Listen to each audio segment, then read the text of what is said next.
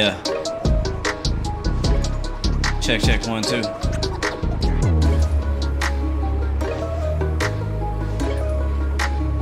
Hello, hello. Yeah, yeah, yeah.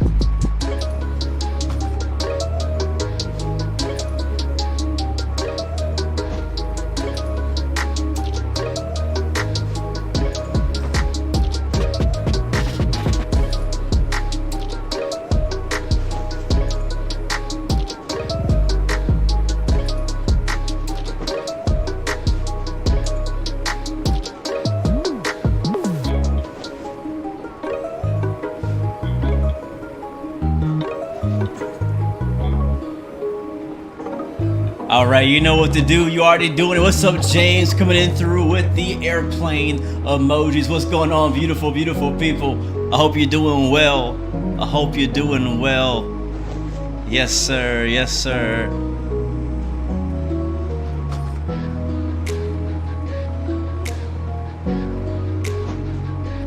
Bow, wow, wow. Yeah, yeah. Oh, it's Fly Day, y'all. It's Fly Day.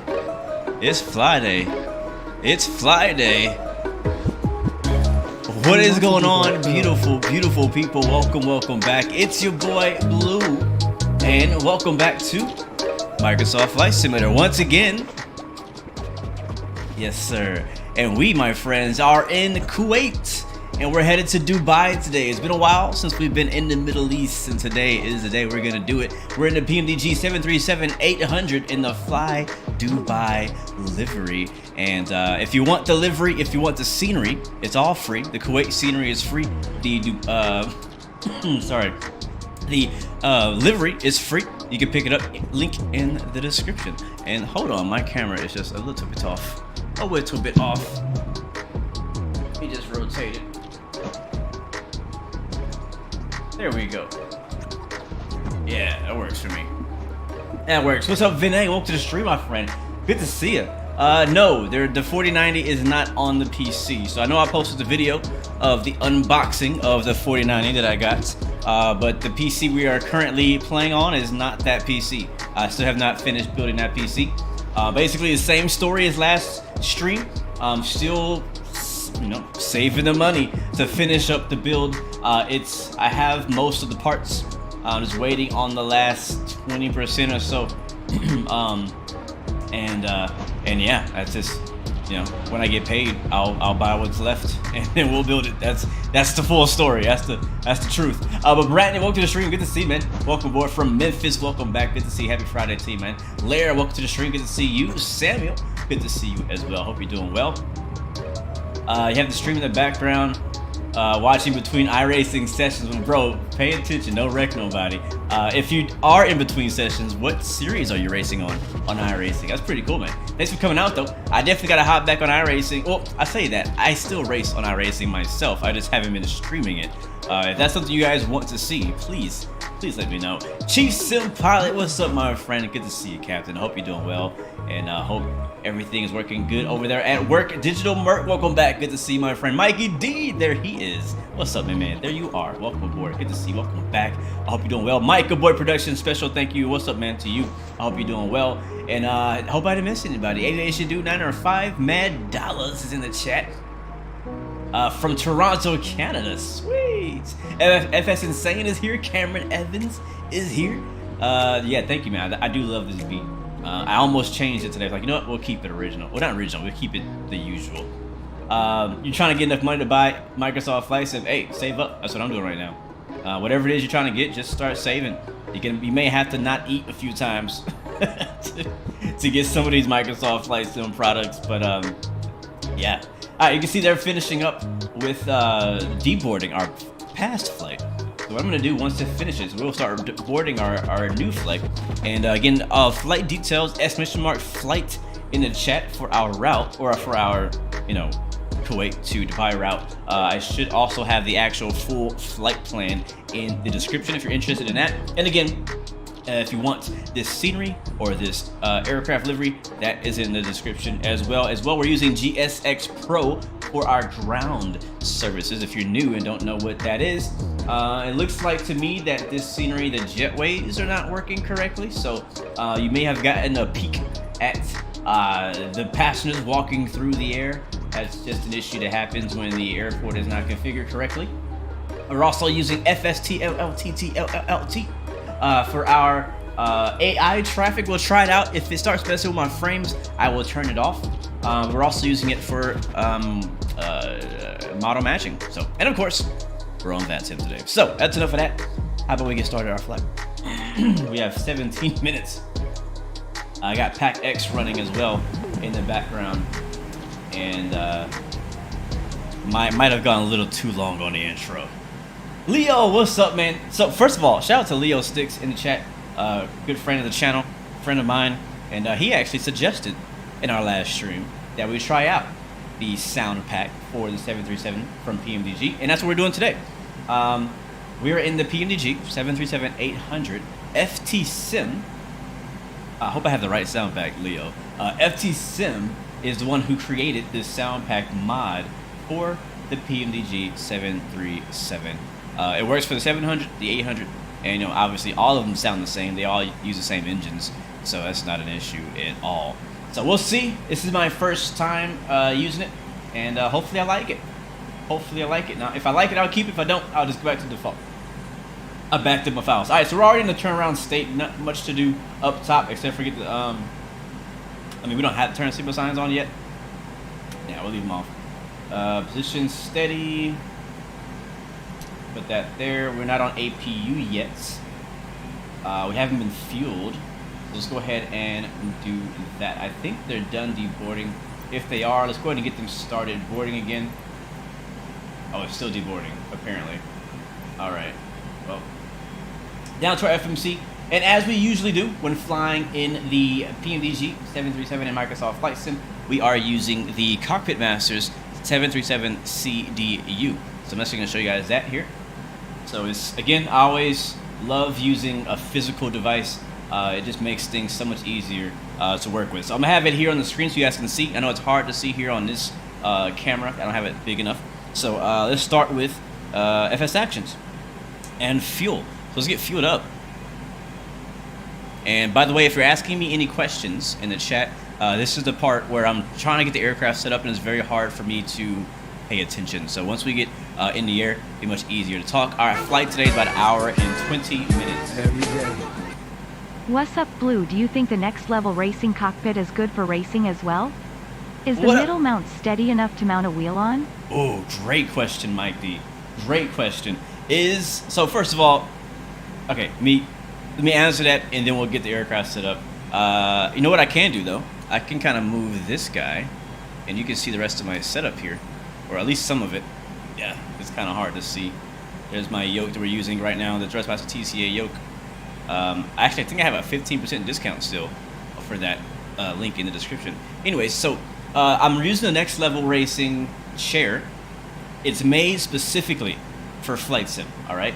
That's what it was made for. It has mounts for any kind of mounting device you're looking for. So if you're using Turtle Beach, Dressmaster, Honeycomb, anybody, it has mounts for that right in the middle. There's like an actual stand, and you can't really see it too well here. But right, like my desk is here. My desk is back here.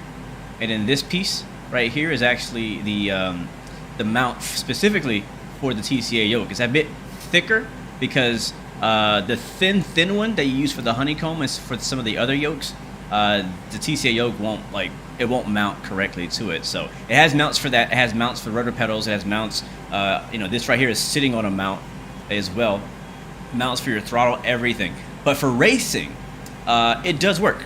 All right, so I have a Thrustmaster, sorry, T248 racing wheel, and it mounts perfectly fine to the flat surface mount that they gave us. And but the one downside is if you're trying to use a direct drive wheel, there is no support for that at all. Because I've been looking into direct drive wheels, and I even talked to Next Level myself, and they're like, hey, no, sorry, this chair was specifically made for flight sim, so we didn't really, you know, keep direct drive or even racing wheels in general in mind for that. Now the center mount, which is on a bit of a stand, and again, you can't really see it too well between my feet, but down, can I move this? Yeah, so this is a stand here that this is sitting on, right? And this stand goes all the way down and mounts to the actual chair itself, and it does have a little give. So if you can see, I mean, you can't really see, yeah, right there, you can kind of see it as I kind of shake it.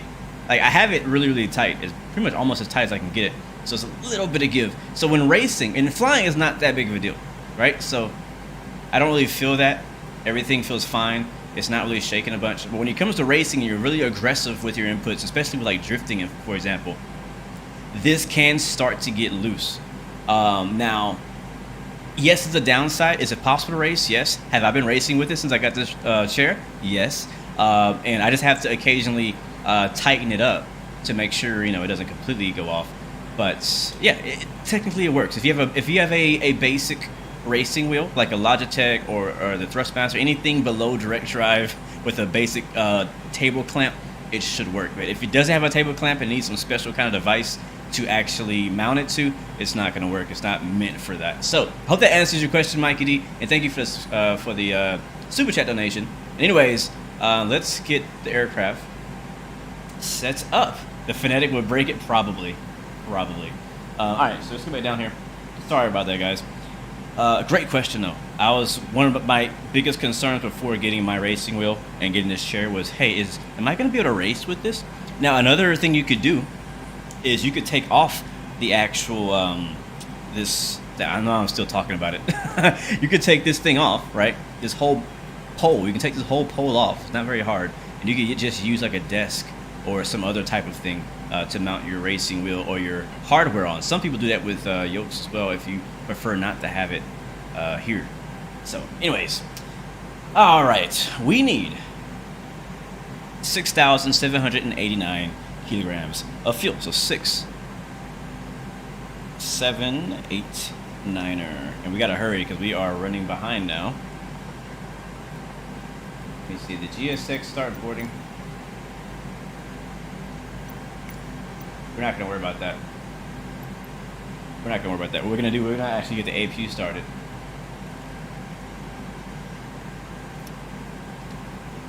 While we're doing the FMC, we get the APU started. All right, 6, 7, 8, 9 there. Rest of this looks good. Go to return. Our payload is going to be the same. I don't really mess with this much anymore, just to save me time. If I'm flying for like a virtual airline or a pilot's life for my virtual pilot career, I'll go through here and set the passenger count, but when I'm just flying for live stream, I don't really feel like I need to. All that's good. All we really need to worry about was fuel. Let's go back to route. Flight plan requests. I have 12 in here. We looking for OKBK to OMDB. So Oscar Kilo Bravo Kilo, that's Kuwait, to Oscar Mike Delta Bravo. About to say Oscar Meyer Wiener. To Dubai, 475 miles. Select that, and that's going to start coming into our flight plan. No, this FMC is not new. It's been around for a couple years by Cockpit Masters. Again, the link is in the description. I believe I have a $100 off discount code if you are interested in getting it. There are other options.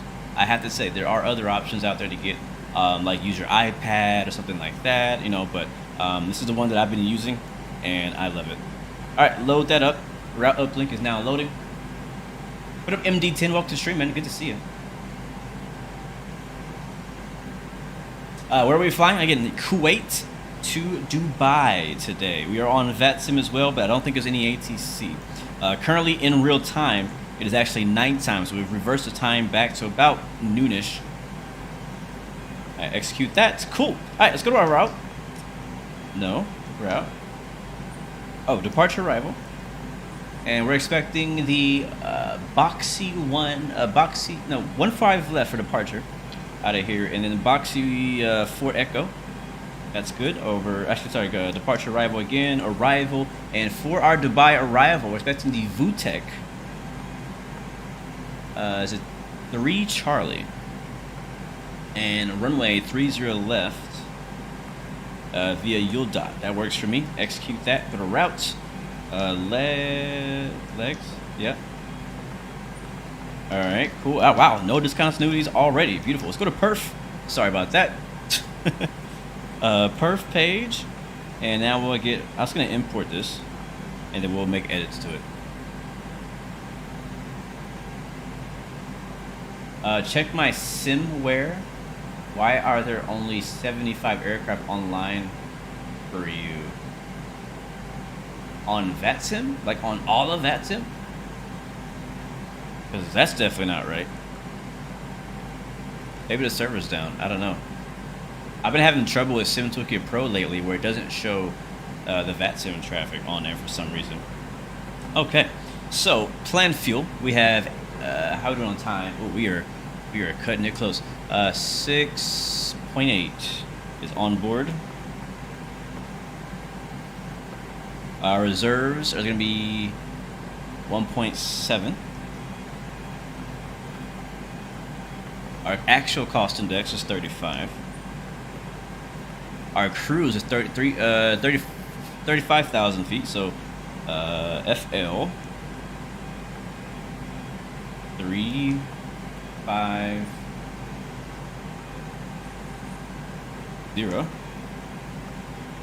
Cruise winds today on our way to Dubai are going to be 258. Oops. 258 /65. And there we go. This is all good. We'll now hit execute. That will now modify and create. This is going to be our actual data now. I hope our ground weight is right. It should be. Alright, all looks good. Over to N1 limit. No detents today. Take off. Flaps 5. We'll click on CG. That'll give us 25.3. Click it again. And our trim is 4.51. V speeds 133 V1, 135, and 145 for V2. Alright, that is all set up and good to go. Let's go put our trim in before I forget. Because I will. That's 4.5.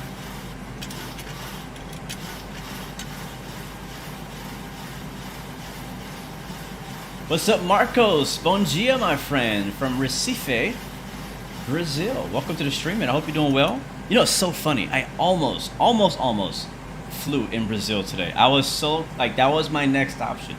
Yeah. Oh, we forgot to do the IRS. Oh, shoot.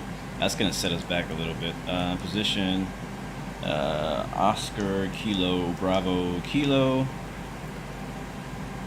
Wow, how did I forget that?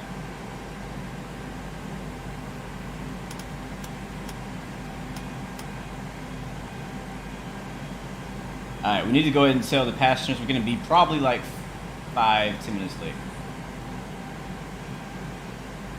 Reason is passenger incident. Unfortunately, due to a passenger-related situation, we are very slightly behind schedule. We do apologize for this slight inconvenience. Alright. And our passenger incident was Mikey D asking me about racing and distracting me. We're going to blame Mikey for delaying our flight today. Anyways. Alright, cool. So, that should be good. Let's go and check our legs. Now that we have, we're waiting for the IRS to align. The IRS is going to take 6 minutes. So in 6 minutes, we'll be ready to go. Matter of fact, let's go ahead and get the APU gens on. And APU bleed. Alright, and we're all good. And I'll bring you guys back over to me. And what I'm actually going to do is I'm going to move this camera.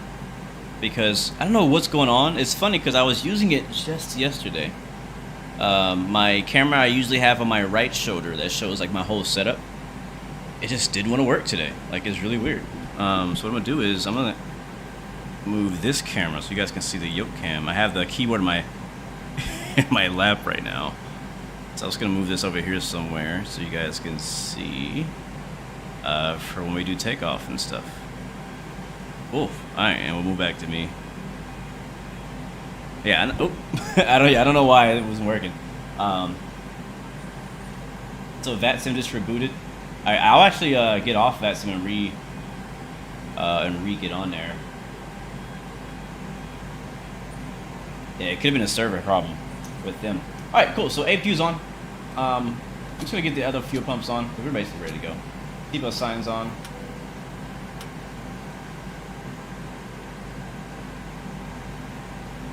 Packs on. And there we go. Alright, and in 4 minutes, guys, we'll be pushing back. So let's just check, make sure we got everything else set up. So again, legs. Now here's the weird thing. Why is my cruise level not showing up here? Why is my cruise not showing up?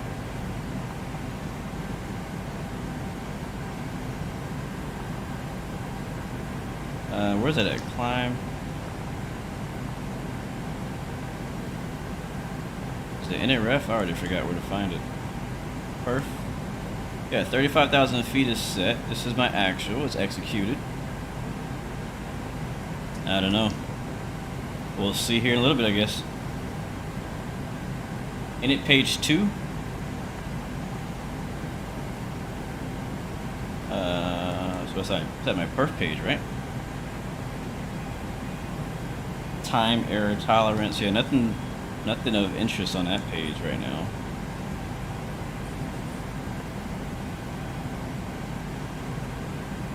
Yeah, I don't know.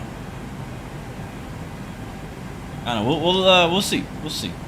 Maybe because I haven't set it in my Glare Shield yet. Let's set that up. So no ATC at the moment. So just go 35,000 feet straight up. What's up, Light 00? Welcome to the stream.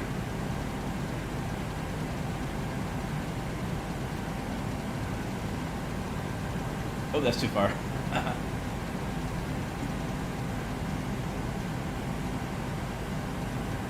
So no, we are not using the 4090 yet. This is still my, I call it my old PC, but it's still my current PC.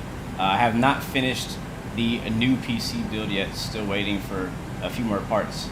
So we're still using a 1080 Ti right now. No 4090, but I do have it in I put it back in a box.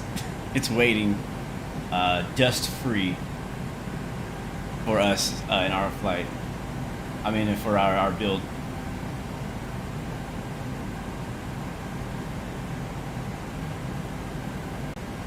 Oh, is that what it is, Seabass? I gotta wait for the IRS to align. Gotcha. That makes sense. That makes sense.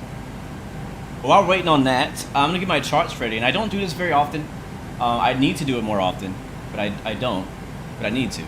And that is, I'm going to show you guys really quickly our Navigraph charts while I get them set up, so I need to set them up.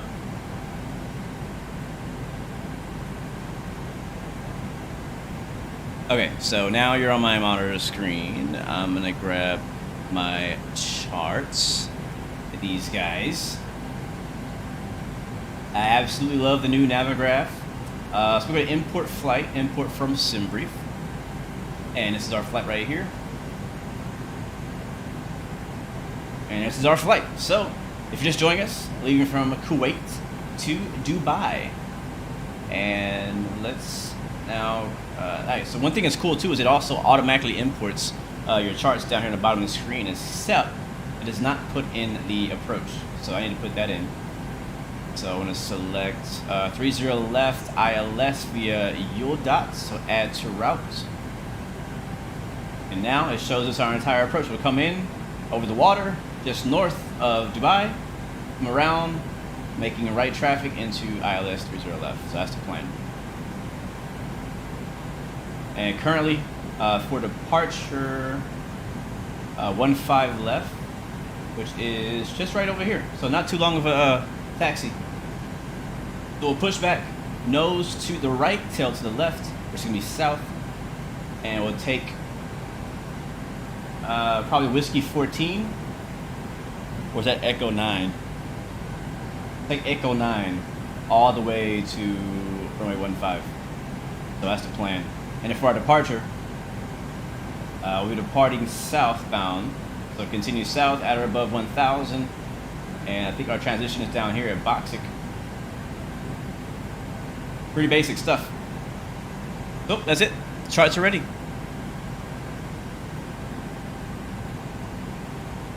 Let's get ready to push back.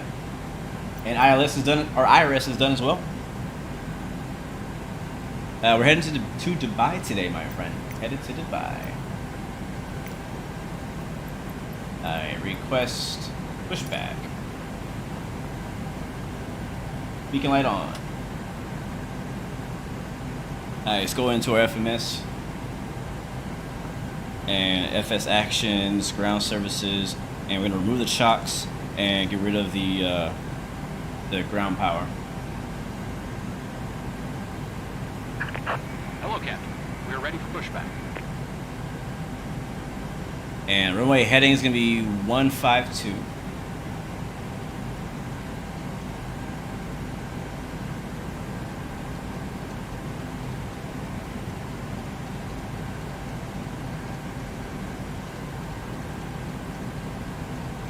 Departure check completed.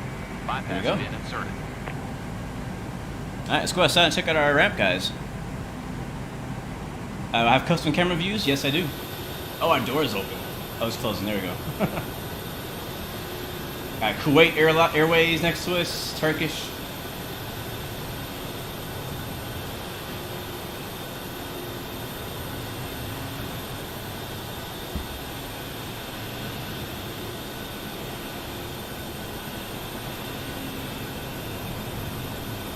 The link. Locking gear. Link to what?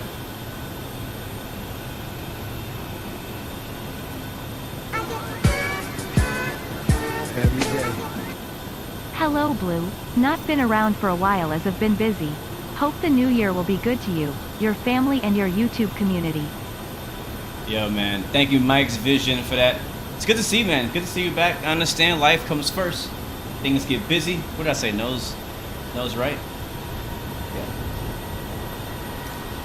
And, but thank you so much for that super donation. And cheers to you, my friend. And wishing you blessings to your family. Wherever you may be, my friend. Release parking brake. Yes, we are flying online. Would I recommend GSX now? Yes, actually. It's definitely, they've cleared up a lot of the bugs. There's been constant updates. Oh, brakes.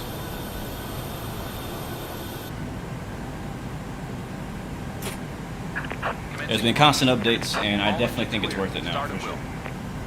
Yep. Alright, TCAS.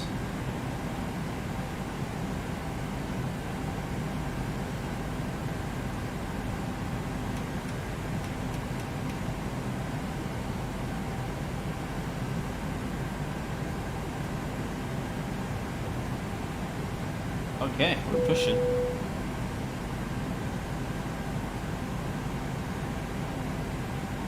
Ladies and gentlemen, please direct your attention to the screen for an important safety demonstration. Thank you for flying with us. Oh, that's loud. That's real loud. سنبدأ بعد قليل بعرض إجراءات السلامة ولهذا نطلب منكم الانتباه. Alright, this is the authentic FlyDubai airport or safety announcements in Arabic and in English at the end. What up, HD? Good to see you, man. Welcome aboard. وهي تشير إلى طرق مخارج الطوارئ، أقنعة الأكسجين وسترات النجاة، كما أنها تبين لكم وضعية Is there FPS hit on GSX? A little bit, yeah, a little bit. بريس بريس. What up, James? Keeping it 100? Absolutely. All time, every في day. مؤخرة المقصورة، Alright, 4 starting نوافذ engines. للطوارئ في وسطها وبابان في مقدمتها. سترشدكم الأضواء في أرضية الطائرة إلى أحد هذه المخارج.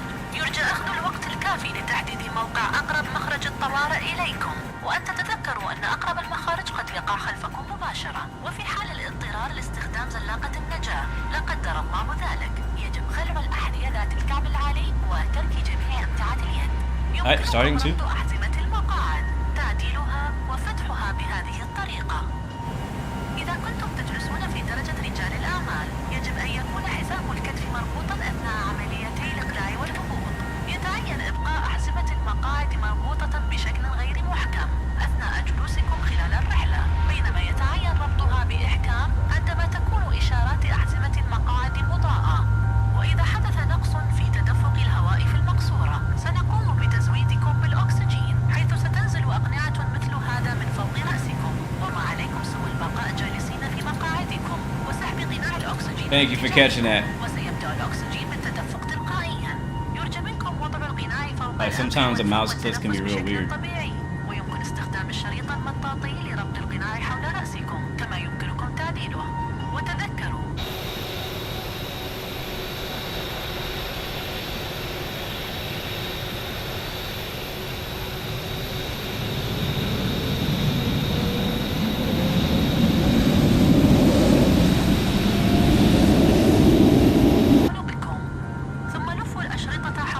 Alright, clear on one, starting one. يتعين عليكم عدم نفخ سترة النجاة داخل الطائرة، ويمكنكم نفخها عند الخروج من الطائرة.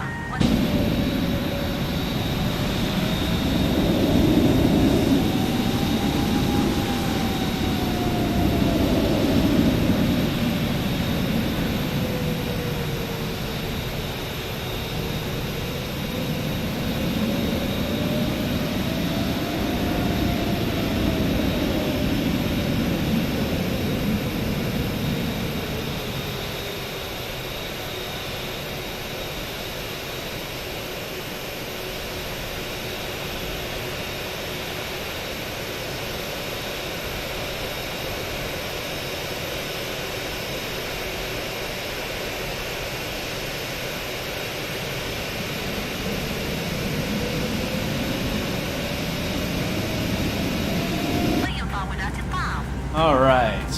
يجب إغلاق الأجهزة الإلكترونية بما فيها الهواتف المتحركة والأجهزة اللوحية أو ضبطها على وضع الطيران الآمن أثناء الإقلاع والهبوط. كما يجب إبقاء الواي فاي والبلوتوث وخدمات التجوال مغلقة لحين إبلاغكم بغير ذلك. كافة دورات المياه مجهزة بكواشف الدخان، ويعتبر التدخين على مثل هذه الطائرة ممنوعا في جميع الأوقات، بما في ذلك استخدام أو شحن أجهزة التدخين الإلكترونية. شكرا لحسن انتباهكم. We're about to begin the safety demonstration, and we need your attention while we take you through the safety equipment on board this Boeing 737 MAX 8. Alright, we gotta get started on engine 1 and engine 2. Safety card in your seat pocket indicating the exit routes, oxygen masks, and life jackets. It also shows the brace position you must adopt if you hear brace, brace. There are 8 emergency exits, 2 doors at the rear of the cabin, 4 window exits in the center of the cabin, and 2 doors at the front of the cabin. Floor level lighting will guide you to an exit. Please take time to locate your nearest exit, and remember that the nearest usable exit may be behind you. In the unlikely event of having to use an escape slide, remove all high-heeled shoes and leave all hand baggage on board. Your seatbelt is fastened, adjusted, and opened like this. If you are seated in business class, also ensure that your sash belt is in place for takeoff. Alright, flight control is free and correct. Flaps are down, set to 5. Overhead is good. Tax plates are on. Brakes, release. Let's get out of here. If there is a failure of air supply, oxygen will be provided. Masks like this will drop from the panels above your head. Remain seated and pull a mask towards you. This will start the flow of oxygen. Place the mask over your nose and mouth and breathe normally. The elastic strap is used to hold it in place and can be adjusted. Remember to put on your own mask before helping others with theirs. A life jacket is stowed in the panel above your head. In the event of landing Two-way on traffic. FlyDubai 116, taxi runway 15 left via Echo Niner. remove it from its stowage 28. and place it over your head. Pass the tapes around your waist and fasten them securely. Do not inflate the life jacket inside the aircraft. When you are outside the aircraft, inflate your life jacket by pulling the red We're on blow Vatsim. into this tube. There is a light for attracting attention. Remember, do not inflate your life jacket until you are outside the Oh, look at that. aircraft. That's cool. We also carry flotation devices for infants. If you are seated in the business class cabin and you lose your phone under a seat, ask your cabin crew to help you find it. Do not move the seat. You can tell that's a real person The phone by how he's not on the center line. Please now ensure that all your hand baggage is stowed in the overhead locker or under the seat in front of you. Your seatbelt is securely fastened, your seat is in the upright position, your armrest is down, and your tray table is stowed. Electronic devices, shoot. including mobile phones and tablets, must be switched off or put into flight mode during takeoff and landing. Wi-Fi, Bluetooth, and mobile roaming must remain switched off until instructed by the cabin crew that it is safe to use. All toilets are fitted with smoke detectors, and smoking on board this aircraft is forbidden at all times, including using or charging electronic No, that is AI traffic parked at the Thank you gates. for your attention. There's a few Vatsim traffic, probably, I don't know how many exactly, but there's a few. So those of you who are asking, sorry, I wasn't talking much, I didn't want to compete with the safety video, but the sound you hear now, besides the safety video and passenger sounds, is the FT sound pack. I'm not sure how I feel about it just yet. We'll see how it sounds on takeoff. Engine start was, it wasn't bad. I do feel like compared to maybe the default PMDG sounds, it's definitely a little louder and more prominent. I don't think it's better than Zebo for sure, but Zebo is a bit exaggerated, and we've been kind of spoiled by Zebo's exaggerated sounds. So we'll see how it sounds on takeoff. We're only doing 15 miles an hour, or 15 knots, I should say. Nope. Well, I do have AIG models and still installed, but the AI traffic is the FSTL TTL thing, the fly-by-wire one. And yes, I do have DCS. We haven't streamed in a while because last time we streamed it, I had some really bad stuttering, so I gotta give it another test. Kuwait traffic, FlyDubai 116, holding short runway 15 left for the traffic. Kuwait.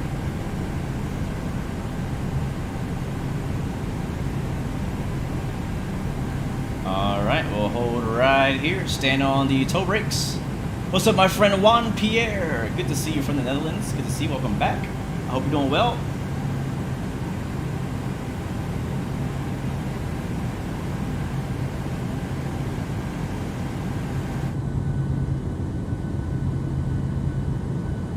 And really quickly, just so we can kind of get a preview of the sound pack, I'm gonna sit in the window seat. I'm gonna spool up my engines, like all the way up. We'll take a listen.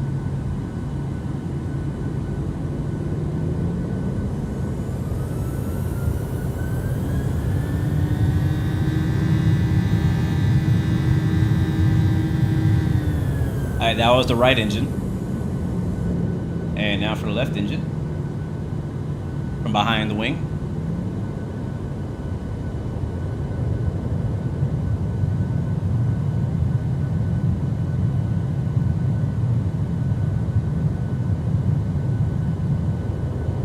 So not bad.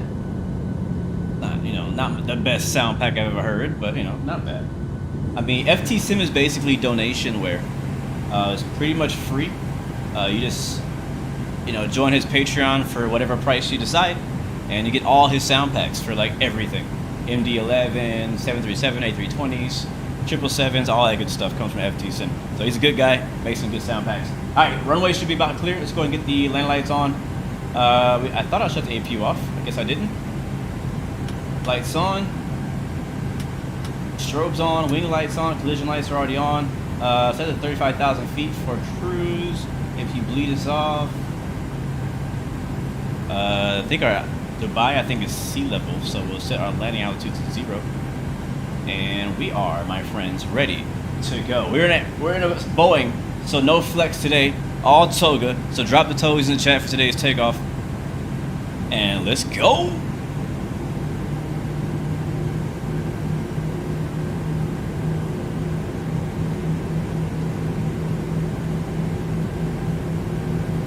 Kuwait traffic, FlyDubai 16 is taking off runway 15 left, depart to the south. Kuwait.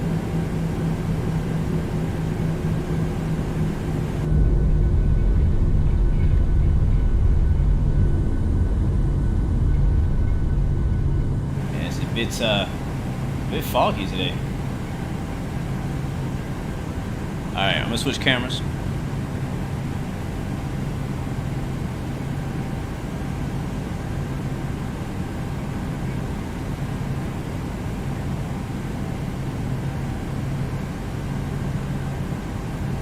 I'm not even looking. There we go. That's what I get for not looking at the freaking game. No, I am not using a 4090 in this video. That build is not done yet. Alright, steer a cockpit. Chrono.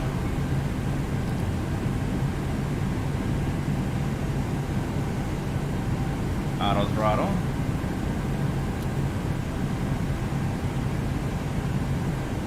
Alright, let's get it 40%.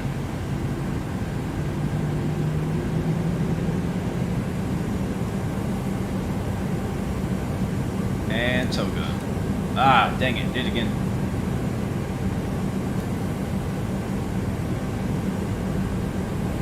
There it is. Takeoff in one.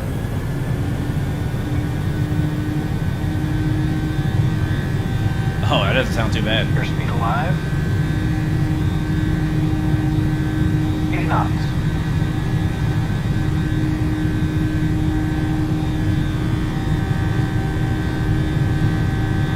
V1, rotate. Rotate. E2. Positive rate of climb. You're up.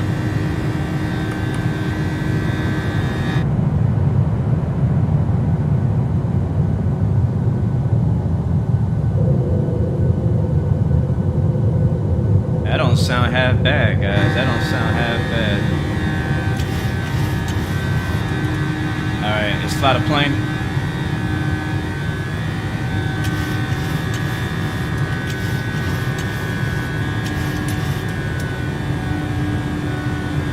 Kuwait traffic, FlyDubai 16, now airborne, passing 2,500. Depart to the south, last call, Kuwait.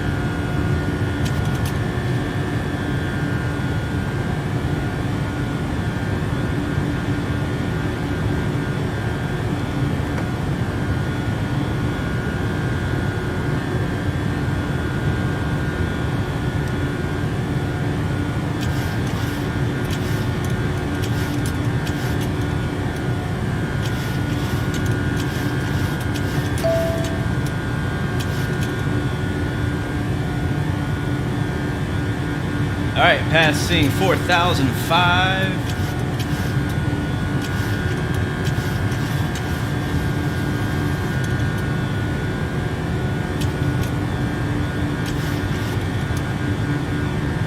And we'll fly to 10,000 if we can.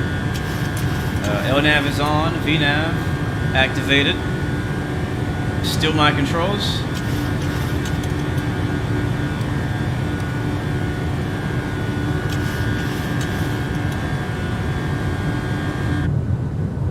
Oh man, look at that. How we doing on speed? Let's go flaps up.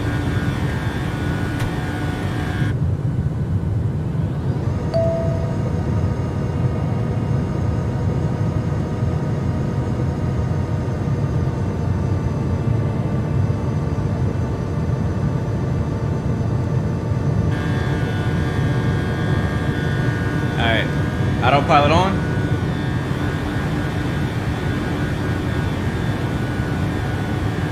Beautiful. I'll take that. I'll take that. Let's go outside. Watch your ears. It might be loud. I'm not even sure. So, just warning you up front.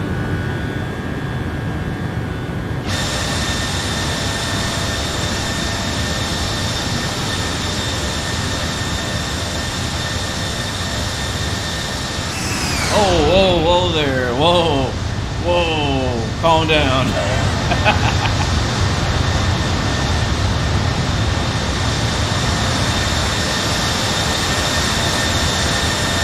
Man, listen to that thing scream. Yeah, that's a sound pack. That's a sound pack right there. I couldn't tell too much when we were on idle on the ground and during engine start, but man, when you hit N1 and that thing starts to spin up, okay, you hear it. You hear it for real. All right, so if you're just joining us, guys, we are in the FlyDubai PMDG 737-800 with the FT Sim sound pack. Link is in the description if you want to check out the sound pack or check out the livery or even the Kuwait scenery that we're flying out of right now. But yeah, at first I was kind of unimpressed with the sound pack. I was like, I don't really see a significant difference. Because I mean, every time this plane updates, I'm probably gonna have to go and update the sound pack. I'm assuming. Are we descending? No. Okay, we're good. VNAV is in control. It should be fine. But I don't know. Once you kind of get through the takeoff sequence and whatnot, and you get to this outside view, you can definitely hear the difference. That roar, man. That roar for sure. That whine, that roar you hear on takeoff when the engine's really spooled up. Yeah, I could get with that. I could definitely get with that. Is the sound pack free? Not technically. FT Sim has a Patreon, and I think it literally just costs like 99 cents to become a Patreon, which is like 99 cents a month, or just 99 cents one time. Go and download all his hundreds of sound packs, and then, you know, I mean, you should support the guy. He does great work. But yeah, so that means it's basically payware. I can't say it's free because you have to pay for the Patreon. So all that links are down in the description, though. Leo says, man, it's not the best. I was just like just getting rolling. You'll see. And yes, yeah, man, yeah. At first I was like, I'm not really impressed. But like I said, once we put those throttles forward, I was like, okay, all right, we got something going on now. So, all right, we're passing 13,000 feet. I have no idea what the transition level is out here. Let's find out. It might tell us. It might not. We're descending, or not descending. Sorry, we are departing via the BOXIK for, I think, Echo. Yeah, I assume Echo. Transition out here is actually 13,000. We actually just passed that. Let's go ahead. Oh my God, that cough is still plaguing me every once in a while when I talk a lot. So standard on the left and on the right. That is good to go. We're doing about 97% in one right now. Flying out of here at 15,000 feet. Landing lights can now come off as well. How did you guys like that authentic cabin announcement earlier with completely in Arabic? That was pretty sweet, man. One thing I really love is flying in other countries and regions and kind of getting the full experience. You get like the like GSX will give you a regional accent for wherever you are. Pack X, if you download a sound pack for a cabin announcements, you can hear like the real world cabin announcements for that airline or whatever. And just, you know, stuff like that just really adds to it. It's not necessary. You don't have to buy these things. You don't have to add these things. You don't need them to have a good flight. But just some of those little things, those sound packs, those passenger announcements, you know, whatever mods that you prefer to use, the small things really kind of bring it together. And I really like that. That is true, Leo. So if you do decide to get, like, you know, an FT Sim Patreon, like if you decide to pay 99 cents on Patreon for FT Sims to get access, you download everything. You do not get the updates. You're correct. I mean, for the month that you've subscribed to him, yes, you do get the updates throughout that month. But as soon as your subscription ends, you no longer get the updates. And I'll tell you this much, man. FT Sim has done a great job. I get emails like daily that he's updated something. And again, let me remind you, it's not only the 737 he's working with. He does mods or sound mods for X-Plane as well, for Microsoft Flight Sim, for various planes on both platforms. I know he has a one for the MD-80, the 777. I personally use the Captain Sim 777 sound mod. It sounds so good. Let's go outside again. I'll go outside.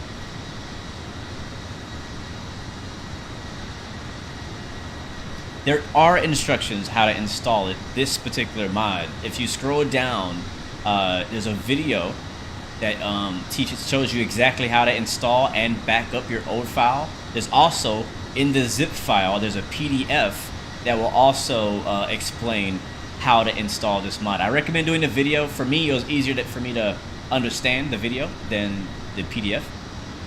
But yeah, it's not that difficult. You just drag and drop sim objects into your PMDG folder, and then you gotta run some kind of Python build program, which you just click on it. You just double click on it, it'll update like the layout Python file, and then you go in, I believe, and have to drop a line of code in your notes, and that's it.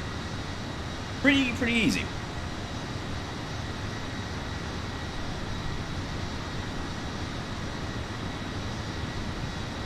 What was that, Leo? You said, and remember you need to reinstall with every aircraft update, which actually he updates the pack. Yeah. So every time the aircraft, like the PMDG, when it updates, or whatever aircraft sound pack you're using, when that aircraft updates, it'll overwrite all the sound files that you may have manipulated. So you want to go back and reinstall the sound pack, which is the downside with any sound pack on any platform. I had the same issue with oh, look at the contrails up there.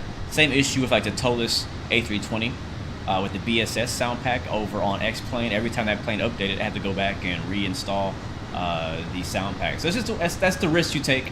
If you install a sound pack on any plane, if that plane updates, it will overwrite any mods you've put on it, usually, and you just have to go back and reinstall the update, assuming the developer also updated their mod. William McDonald, sorry, I saw your comment earlier, but I was a bit busy. Do I recommend a steering wheel for farming sim or for truck sim? And is it worth it? 100% yes. For trucking specifically, yes. For farming, yes as well. I don't really use my wheel too much for farming because I tend to use the AI a lot for the driving. I don't do a whole lot of driving unless you're doing like driving from one side of the map to the other. Then yeah, but it does work. The wheels do work out of the box with farming sim. You just may want to adjust your key bindings so that you can do some of the other specific farming functions. Thank you, Gib, for the subscription. Welcome to the Blue Arrow or your family. I hope you're doing well. And yes, Adam, we're pretty close to 40K. I don't know how far out we are from 40,000 subscribers. A massive blessing. I never in a million years would have thought that I'd have a YouTube channel with this many subscribers. I don't even know where everybody's at. I don't know where y'all came from or why. But I'm thankful and just happy to have the opportunity, man. So trying to make the best of it. Where do I get the passenger announcements? Great question. I use another add-on mod called PAC-X. P-A-C. Papa Alpha Charlie X-Ray. PAC-X I think it's by TFDI Design. Is there a link in this? Did I put a link? I know I used to have a link to that in my description. I'm not sure if I still have it there. Let me check. But yeah, it's called PAC-X, and I do not have a link in the description for that. So sorry about that. But yeah, just Google PAC-X, or maybe one of the mods can drop it in the chat or something. But yeah, basically, you know what? I can show you. Why don't I just show you what it does since we're cruising? Or we're not cruising yet. We're still climbing. Let's go check on our flight real quick. We are 26,000 feet for 35,000 feet. Top of climb is coming up in 47 miles. So we can kind of chill out for a while. But yeah, I want to show you really quickly. I just feel like it's easy to show. And for anyone else who just doesn't know or been on the fence, I have mixed feelings about this mod, the PAC-X mod.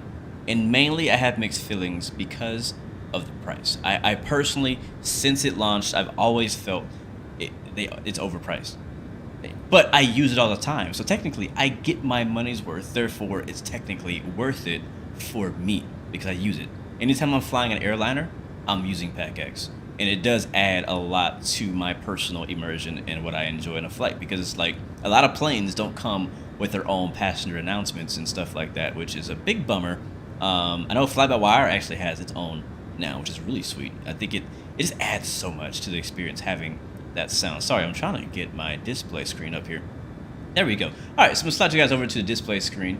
And so now on the bottom right of your screen, and I'm actually gonna turn off my overlay as well. So yeah, so we turn that off. You see on the very bottom of your screen, you see it has satisfaction on the bottom left, 87%, our expected arrival time, our phase of flights, and then there's this thing here I can click on. But basically it's the same as this guy. So this is basically the brains of PAC-X. And if I click on it, there's a menu. So I can end the flight, I can open the in-flight entertainment as they call it. It doesn't really do anything. It takes you to the website and you can see like planes on a map. There ain't much to that. You can view your records, you can manage careers. It's like it has a built-in career mode type of thing. It really just kind of, I don't know. It's not that intuitive, honestly. So I click here, you can see we're in the climb phase, expected arrival, passenger satisfaction. Here's our settings on the right. So you can change things.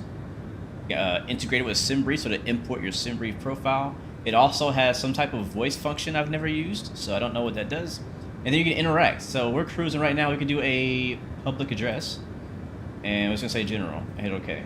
Ladies and gentlemen, from the cockpit, this is your captain speaking. We'll be reaching our cruising altitude soon. Everything's looking good up here in the cockpit. Please let your cabin crew know if there's anything that we can do to make this flight a little better for you. The way he said, everything's looking good. It didn't sound very confident. But basically, you can go through each phase of flight, and you can click on passenger address, and he'll say something different. So there's a climb one, there's a cruise one, there's a descent one, and there's like right before landing one, I think. You could also do ahead of schedule, and you can say how ahead of schedule you are, and it'll tell everybody, hey, you're ahead of schedule.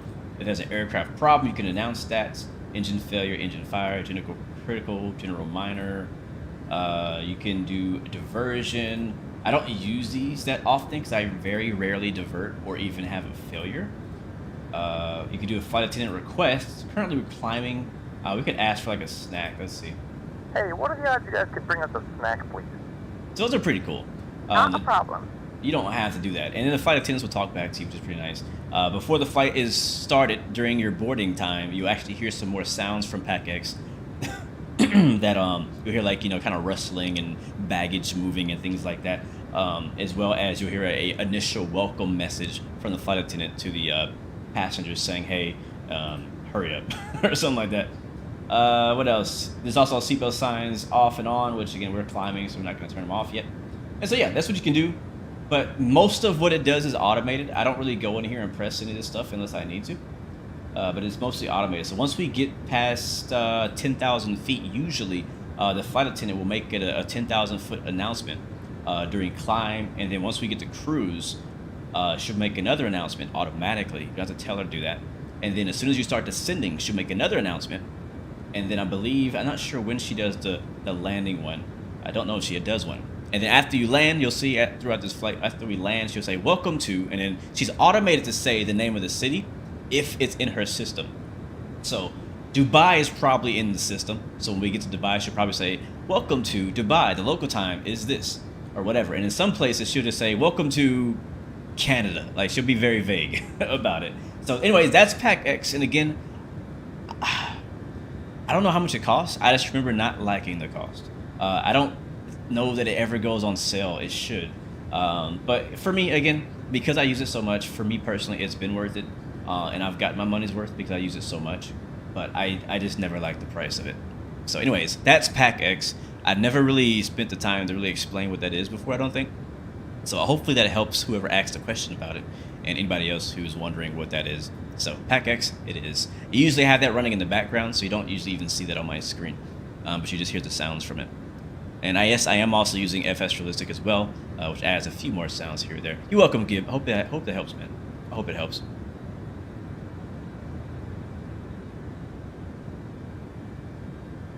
It's okay, Micah. It's all right. They can Google it. Seriously, Q8 did a FlyDubai flight yesterday. Nice. Yeah, I missed that live stream. I didn't know. That's cool. Yeah, man. I gotta give respect though to Q8 pilot. Another member of our flight sim community. He is from Kuwait. I think he may or may live in Kuwait still. I'm not sure if he still lives there, but he has a pretty amazing setup. He just got a RTX 4090 and an amazing monster PC as well. Matter of fact, his PC spec is basically the same as what I'm building. It may look a little different, maybe a few different parts here or there, but basically the same spec he's running what I'm building right now. Yeah, thank you, Todd. Yeah, so the flight attendant will announce the landing and descent per state, which is a nice feature. I agree. I do. I also like that I don't have to go and customize it. I don't have to change it. There's also an option when you set up your flight to choose a custom cabin announcement. So you can either have the default one, which is just her talking and doing the whole seatbelts on and if there's an emergency, blah blah blah. Or you can go and import your own audio file. Now it doesn't come with any audio files. There used to be a directory.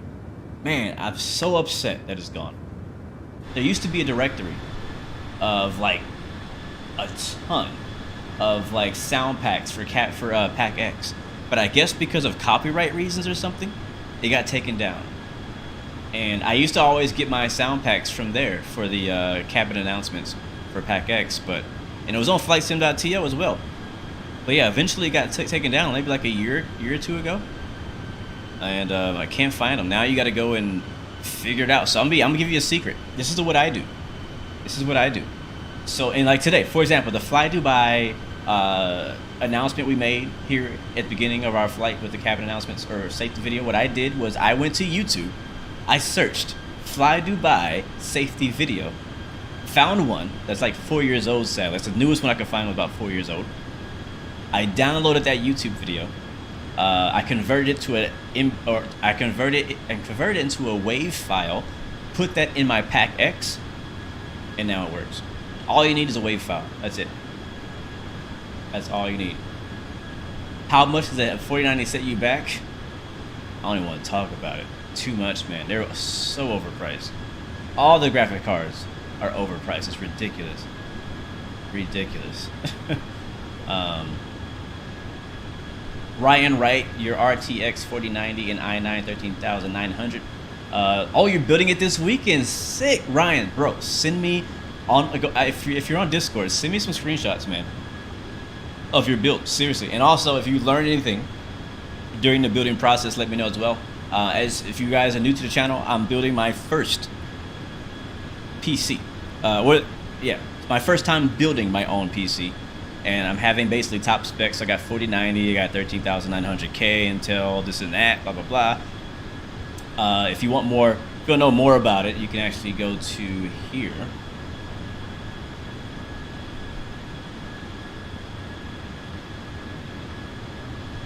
I think that's it. Is that the one? Is that the one? I think that's the right command. I'm not sure. Yep, there it is. So you can go there to that link I just posted, and that shows you all the hardware that I'm going to be putting into my new PC.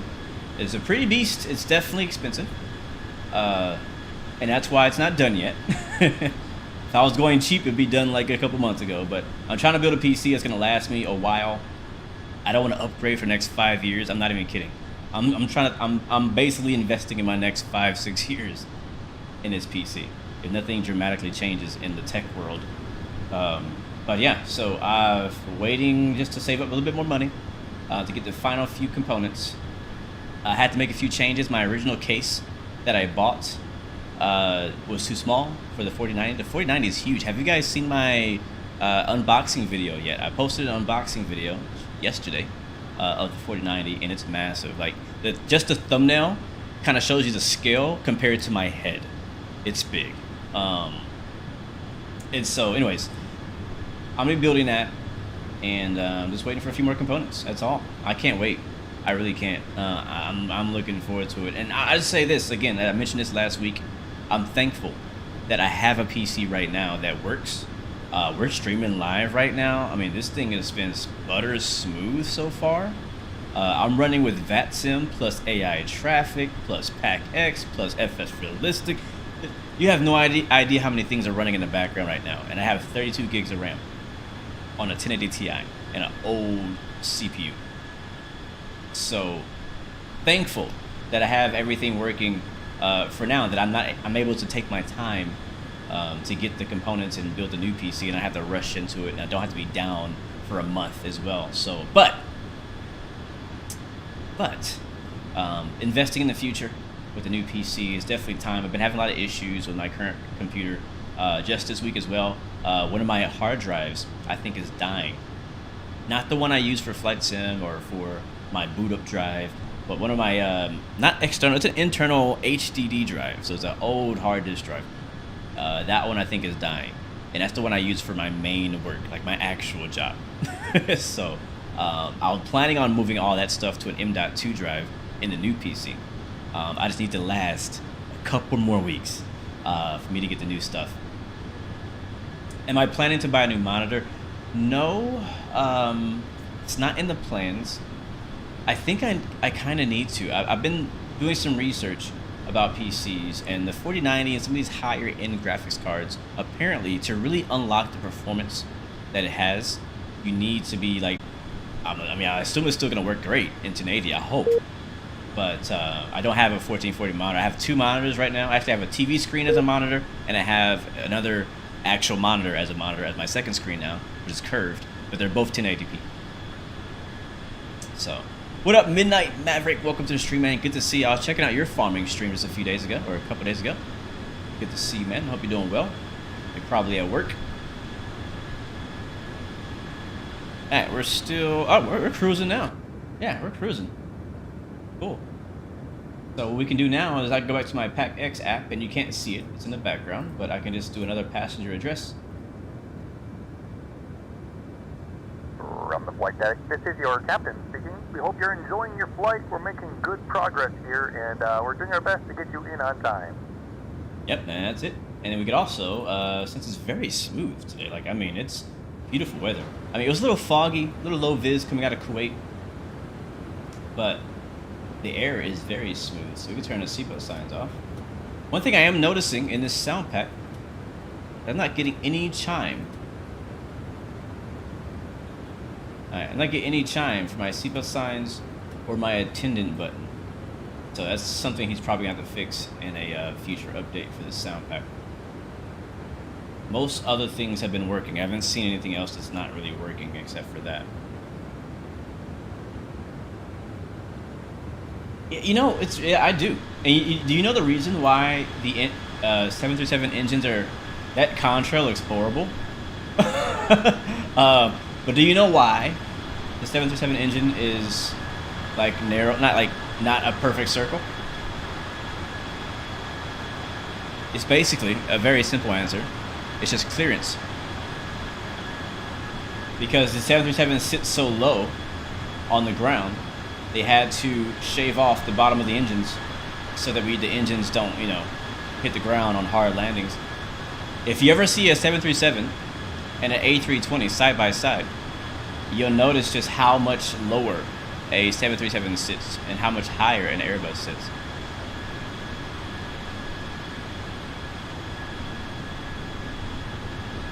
So it's pretty cool. But I like it too. It's a very, very cool feature of the 737 NG engine.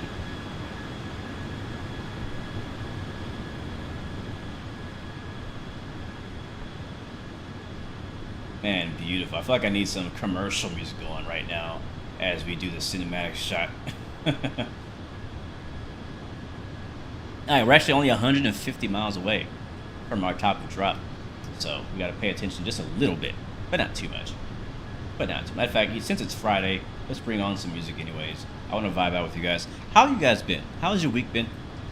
What are you planning on in this coming weekend? Where are you planning to fly to? What are you excited for? Matter of fact, you know what? Before you talk, let me say something.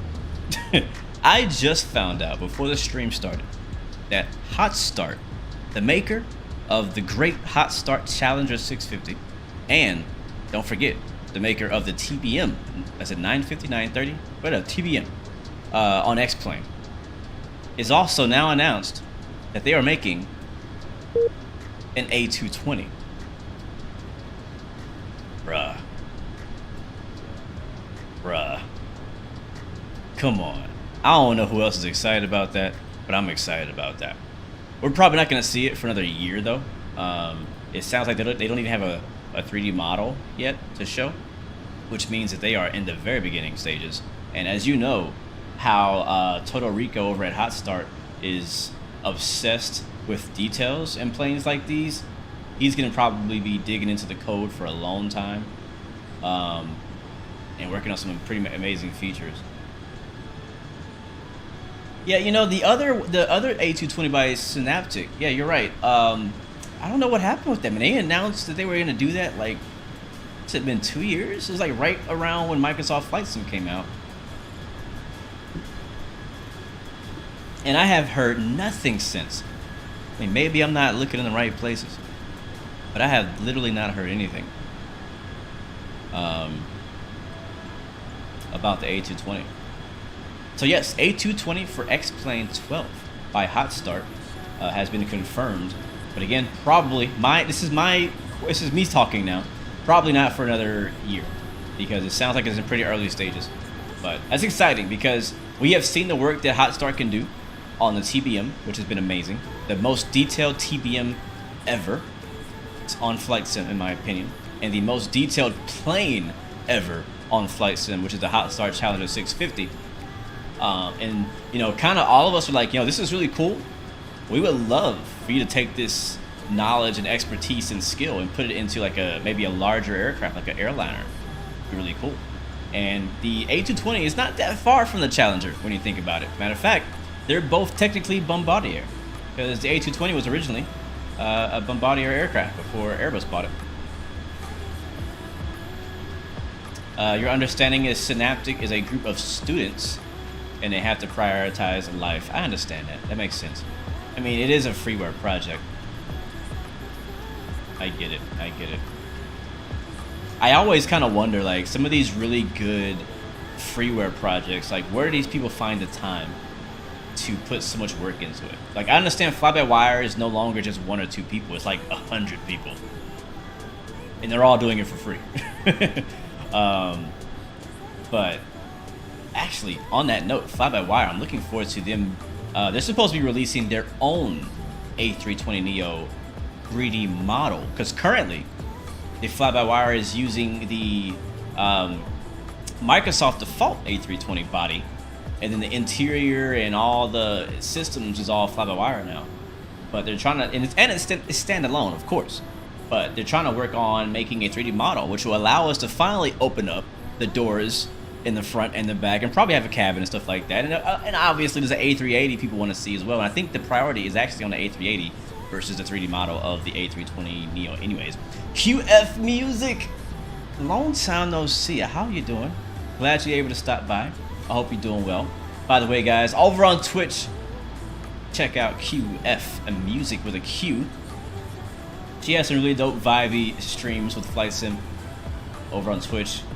I still get your emails, QF, every time you go live. I do. And I jump in when I can. It's been a little while though, so I'll definitely check you out pretty soon. But thanks for stopping by, I appreciate it.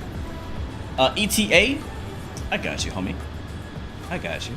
Our ETA today, or currently, is 32 minutes to Dubai. And we are at 118 nautical miles from our top of drop. Really quickly, let's just go ahead and set up our altitudes. So I can have my Cockpit Masters CDU here that I'm working with, but I just want to go through here and find out what our bottom descent is going to be into Dubai. I always like the arrival in Dubai. It's like a weird like ladder kind of thing. So 2,000 feet. Beautiful thing about Boeing, you set it and forget it. Put 2,000 in here. When we reach our top of descent, it'll just go. It'll just do its thing. Which can also be dangerous when you're sleepy and you're flying and you fall asleep and the plane descends, and next thing you know, you're in a flying into a tower, yeah, or a mountain or something like that. Not good. Not good. Have I seen the 360 stream of the ATC sim?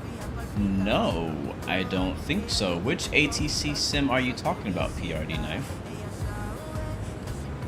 Uriel Bauer, welcome to the stream. Good to see you. I hope I pronounced your name right.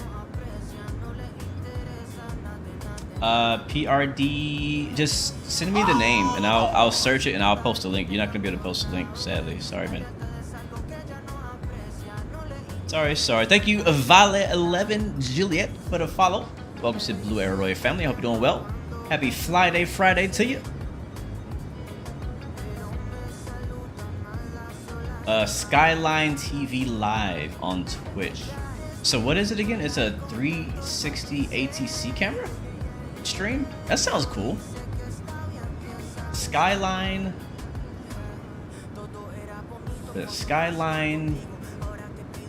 TV live on Twitch. Check it out, guys. That sounds interesting. Thank you, PRD. I'm really curious to see what that looks like. Riley, you turned 19 on Tuesday. Well, hey man, let me go ahead and tell you happy birthday right now. Happy birthday. Matter of fact, chat, you know what we gotta do around here. Let's give a big happy birthday shout out to Riley Barlow, who turned 19 just this past Tuesday. Thank you, man, for coming out. Good to see you. Hope you enjoy your holiday, your birthday week, month, and year. Oh look, plane below us. Oh, that's so cool. Oh, that's so cool. I'm pretty sure that was AI, but that was so cool. The contrails and everything. So freaking cool.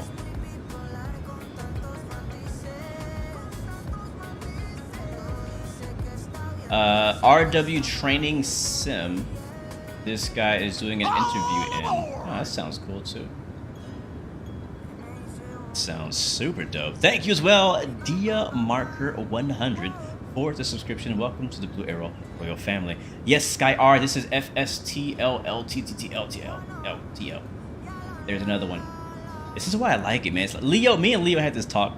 Was it not long ago about busy skies, busy airports. In real life, it's busy unless you're flying like at 2 o'clock in the morning, midnight. I mean, even then, you're seeing like long haul traffic fly over you. But one thing that bugs me, and it really takes a lot away from my enjoyment of Flight Sim, is when I spawn into an airport on Microsoft Flight Sim or X-Plane, doesn't matter what platform it is, and it's an empty airport. It's just freaking a COVID airport. Nobody wants a COVID airport with no people, no planes, no nothing. And so this is why I personally enjoy and see a lot of value in having AI traffic and AI traffic mods, because it adds so much. You see all the contrast in real life. When you go flying, you're gonna see a busy airport. Unless you're like in some tiny little airport in the middle of nowhere, it's gonna be pretty busy. When you get into the sky, if you pay attention, you may not see contrails, but if you pay close attention and you stay glued to the window seat, you'll see planes fly by really close. They look hella close, like scary close, like the one that just passed us. But it's like, I don't know, for me, it's like a challenge. When I'm flying in the daytime, in real life, and I'm like basically spotting planes in the air. Like, oh, there goes one right there. Oh, there goes one right there. You know what I mean? So, you're very welcome, QF. You're very welcome. Chris Virev, a Blue Tiful people. What's up, my friend? Welcome to the stream. Good to see you. Do I think that I would try to be a Vatsim controller? Nah, I'm good now. I think those days are over. I used to want to. There was a time where I thought about being a Vatsim controller. I thought it'd be kind of cool. I want to see more ATC in my personal home region. So I was like, you know what? Maybe I'll go and apply. And then I looked into it. I found out what it takes to be a Vatsim controller. And I very quickly realized that I didn't have a passion for that. I did not care enough to want to do that and go through that. So I have a lot of respect for anyone who is a Vatsim controller, whether you're ground, clearance, delivery, or center, because you guys put a lot of work, a lot of time in to get that position, and you guys do a great service, and you add so much to all of our Flight Sim experiences. So I really appreciate you guys. Do I like London Controller? Yeah, he's cool. I don't like know him, but I know of him. I've seen his streams, and he seems cool. Was I able to get the 4090 at retail or resale? Sadly, I believe I got mine at resale. Yeah, I think retail was what, like 2,000, right? Something like that. But it's very hard to find cards at retail, especially the 4090.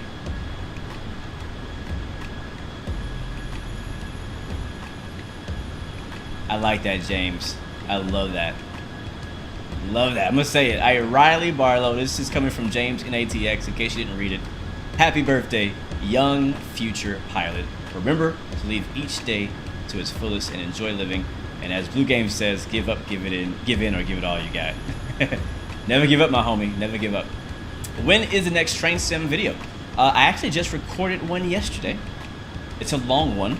So when it comes to recording long routes on train simulators, it takes me a long time to record it. To edit it. So I got to record, hours of gameplay and then go through and try to cut it up and make a 30-minute video. So I would like to kind of know, for people who are into train sim and even flight sim. Personally, I tend to try to keep my videos sub 40 minutes. So like 30 minutes is like 20 to 30 minutes is where I really want to be for any video. Doesn't matter what type of content it is. It's easy in flight sim and in train sim to make a 4-hour long video. You know what I mean? Like, it's so easy because it's so much you can do. The flights are long, the train drives are long. But again, I try to cut all that up, make it into about 30 minutes, take out all the boring parts. Thank you. Sorry, hold on. Thank you so much, my friend Gio. I hope you're being safe out there on the road, man. Thank you for 12 months of YouTube membership, man. You've always, it says 12 months, bro, but you've been supporting the channel for years. So thank you, man, so much for your love and support there. I really do appreciate that. I really do appreciate that. Big up, Gio, as XP would say. Wentworth Carbon, welcome to the stream, man. Welcome aboard on Facebook all by yourself. Welcome to the stream. Good to see you, man. Oh, snap. Hello. Thank you for flying from my home country. Absolutely. Q8 pilot, guys. We got to stop the music and everything. We have a special guest here. Q8 pilot, if you haven't heard of him, I'm not sure where you've been. Check him out on YouTube. He has reviews for everything, tutorials for everything. If you need to get into flight sim, this is the guy to talk to. Just built his very own freaking monster computer as well, with like all the top 4090s and Intel stuffs. But big shout out to him, Q8 pilot. We just flew out of his hometown, and hey, my honor, bro. I gotta give you a shout out every time I fly to Kuwait. You know how long it took me to put together that Q8 and Kuwait were like, you know what I mean? Like, it took me a while to get that. I didn't get it at first. Thank you, TC, for that sub. Welcome aboard, my friend. But yeah, thank you, man. Again, appreciate it so much. I'm assuming you're probably gonna be streaming today or sometime soon. So definitely check him out on his next live stream and check out his reviews. Adds a lot of value to our community. Super thankful to know this guy. And also on the Blue Experience, last year we had a great interview with him. If you guys want to check that out, I think that interview is on Spotify, I believe now. So yeah. Sky Flies, welcome to the stream, man. Good to see you. Am I looking forward to new Ryzen CPUs? Honestly, I could care less. That's the truth. And the reason I could care less is because as soon as I build my PC, I'm not gonna care nothing about nothing that comes out for the next 5 years. I'm not gonna be looking to upgrade nothing for a while. So I'm probably gonna disconnect on what's new, to be honest with you. But yeah, I'm always looking forward to technology progressing, and I'm looking forward to seeing more affordable hardware. Because right now it's very difficult. I was working with Shadow, which is a guy in my community who builds PCs. He's been helping me a lot with mine, and we've been talking. I was like, hey man, what's a good PC for someone who wants to get in the... Oh, look at that below us. That's sick. Like, what's a good PC for someone who doesn't want to spend a whole lot of money, right? But they want to get a PC that can run flight sim smoothly and enjoyably. And we came down to it's gonna be around $1,800 right now today in U.S. currency. And now we were trying to get it down to $1,500, but it was hard. So I mean, if you go and you find your own graphics card or go and find like used parts, you could probably get it down to maybe $1,500 if you're really lucky, maybe $1,200. You're really lucky and get some stuff for free. Right now, if you buy everything new at retail or at the current prices, for a basic PC to run Microsoft Flight Sim and X-Plane, you're looking at $1,800. I was like, dang, that's way more than it should be. Man, it is a lot of traffic flying. What is the name of this body of water? What's the name of this body of water we're flying over right now?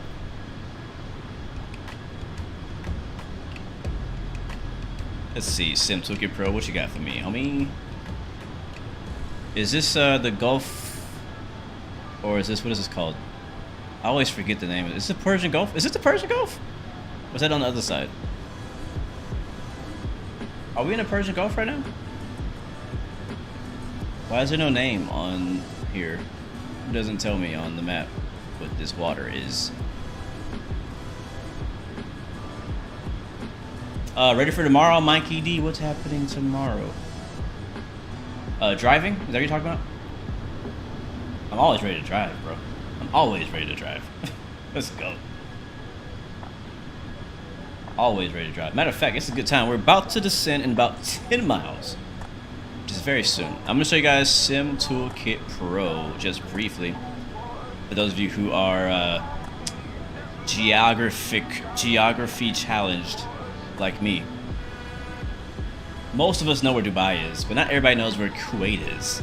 So this is where we're going. This is where we took off from. So we took off out of the city of Kuwait.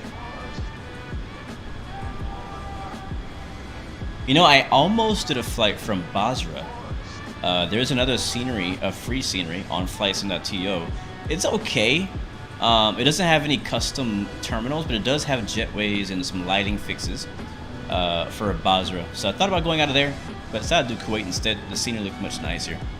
But yeah, flying just north of Qatar and all that good stuff. Doha. I think last time we flew to Doha. Abu Dhabi south of us.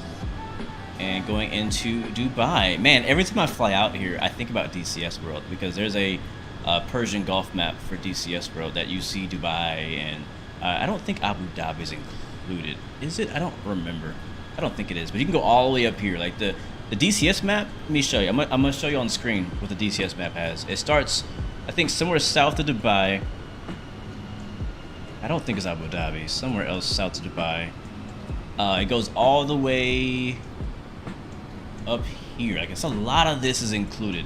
I don't know what like city it's in, but a lot of this area north of the Persian Gulf is included in the scenery. There's also a Syrian map on DCS World, which would be located over here somewhere. Yeah, there's Syria. Getting some rain right now, and that map keeps expanding. Matter of fact, it's now including Cyprus, which is really fun to fly at. And I don't know how far it goes. I think they're trying to include a little bit of this extra stuff here. Jordan, Israel, whatnot. I know Damascus is there. I know Haifa is there. Tel Aviv is on there. I do remember Tel Aviv. So, yeah. So, DCS World, I know that's a different game. If you don't know what that is, that's a combat flight simulator. If you're into fighter jets and helicopters and stuff like that, DCS is the place to be. So, anyways, guys, we just started descending now into Dubai.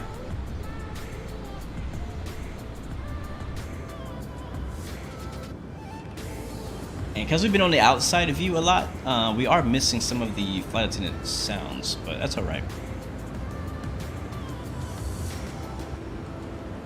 All right, you can see here on our screen, we're descending now for 2,000.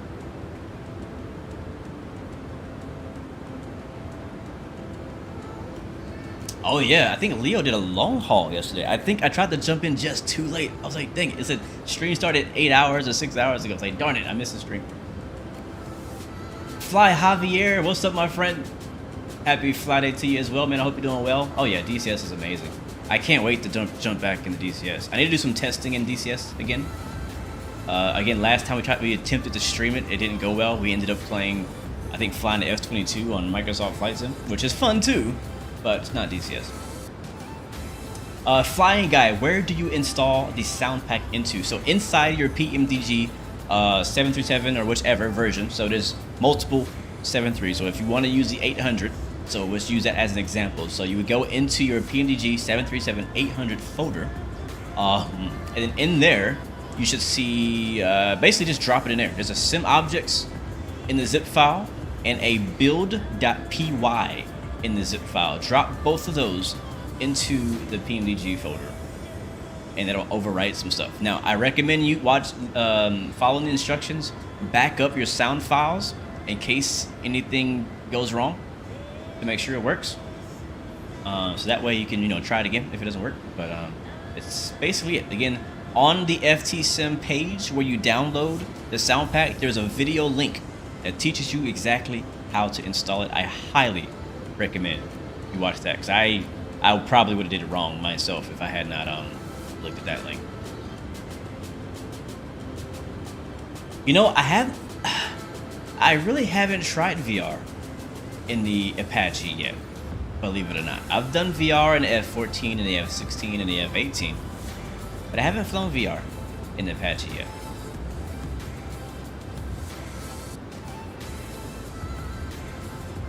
Did I see that DCS renders aircraft as far as 20 miles in VR, but under 10 miles in 2D? I did not know that. Huh, interesting.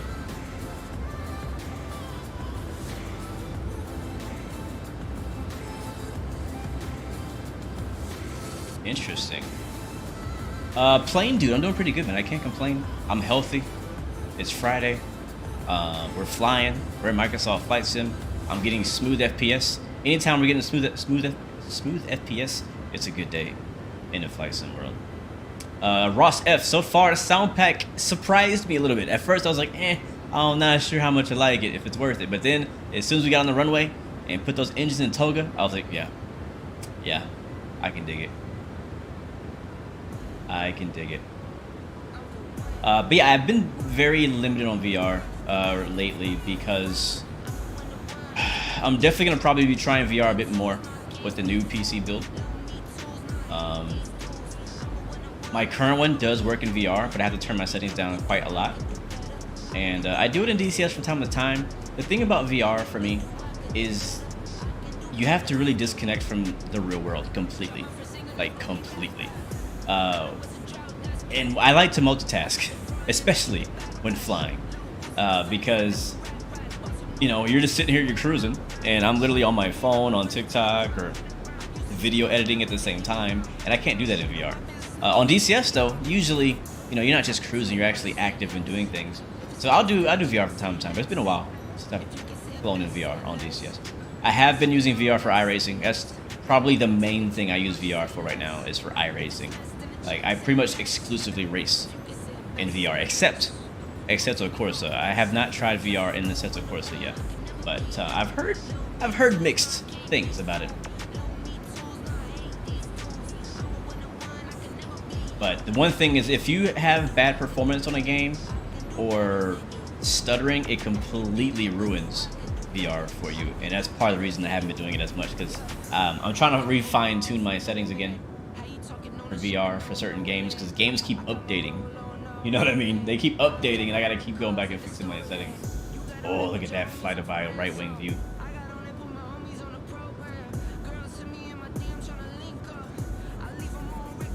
You streamed a long haul on Discord the other night. Shadow rode with you. That was basically putting us in a position for yesterday's Japan Ops stream. Oh, cool.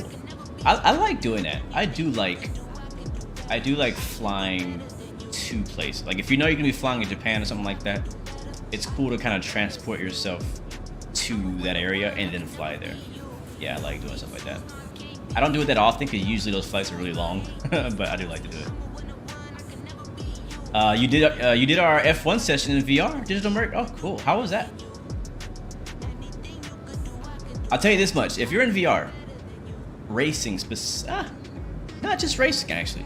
If you're in VR, in racing or in flight sim, you actually have a slight advantage. One thing we don't get on a 2D screen is a sense of distance, depth, and in VR you have a better sense of those things. Better, I feel like,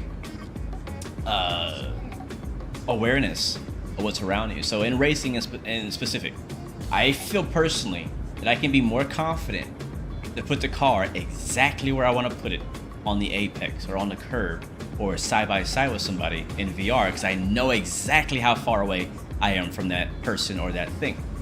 In flight sim, I feel more confident that I know exactly when the wheels are going to touch the ground because I have a better sense of height, right, of distance from the ground.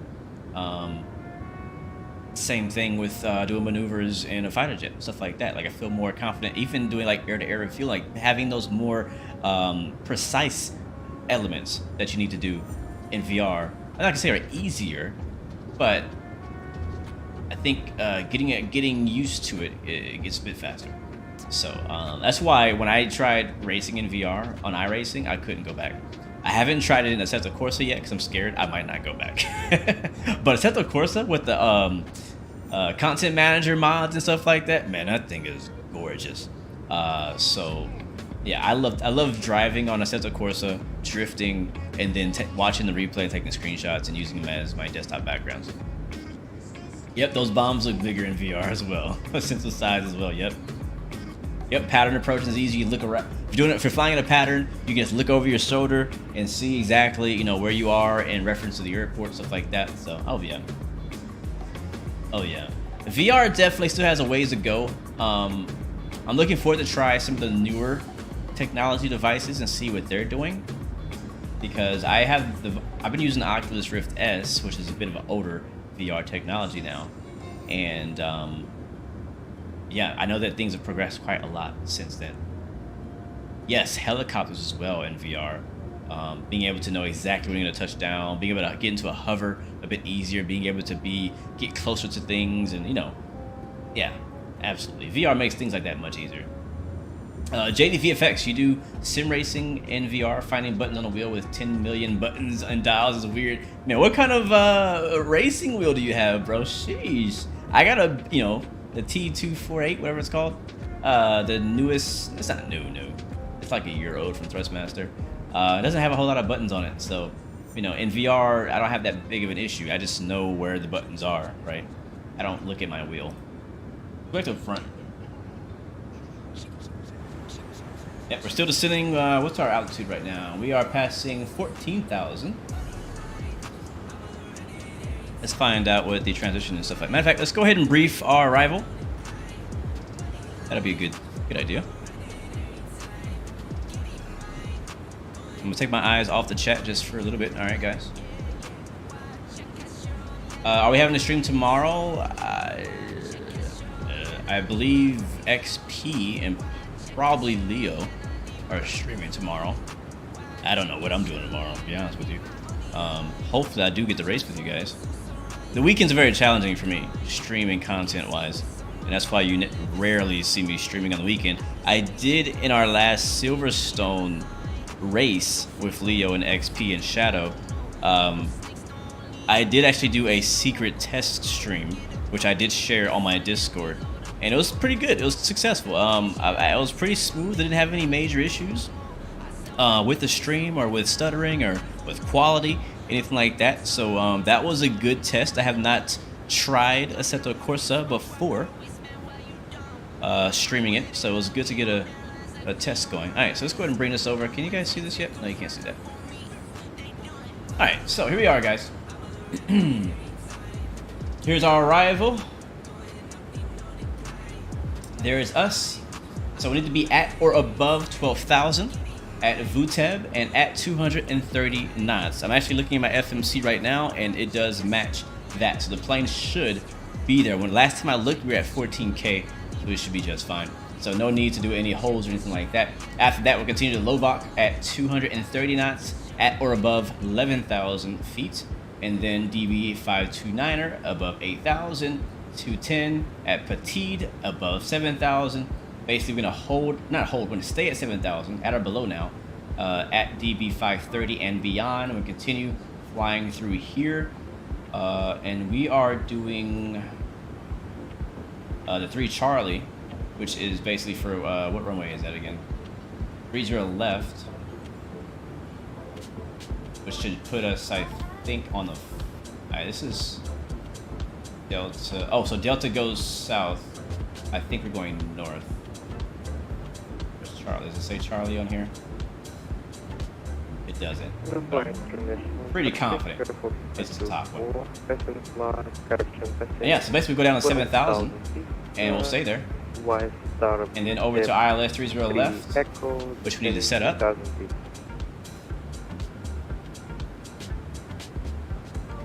So localized is 111.3. Final approach is 299er. Mandatory 2000 at Modus. The decision height right here is at 260 feet. Airport elevation is only 62, so basically sea level. Here's our frequencies that we don't need. And transition altitude is 13,000, so we already passed that. Thank you so much, Inhuvintenle. Thank you for the subscription and welcome to the Blu-ray family. Welcome to, good to see you. I'm sorry, I pronounced it wrong. I tried, I legit tried. Nathan, what's up, my friend? November 8th, Uniform Pop, welcome to the stream. Good to see you, man. Hope you're doing well. Hope you're feeling good. So yeah, so 2000 at Modus. Pretty straightforward. Straight in ILS, nice clear day. We can get the weather over here by clicking on weather. Actually, that's the wrong airport. Let's go click on OMDB.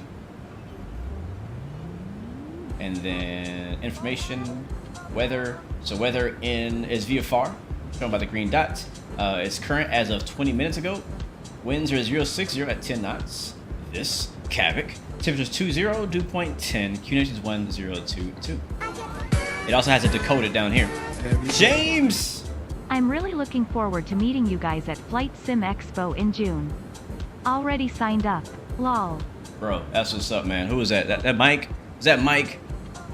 Am I meeting Mike next year or this year? Oh, let me make sure that's who I'm talking about. I think that was Mike. No, James. Sorry. Hopefully Mike will be there too. James, yeah, man. Looking forward to meeting you in June, bro. That'd be super sick. Thank you for the super chat donation.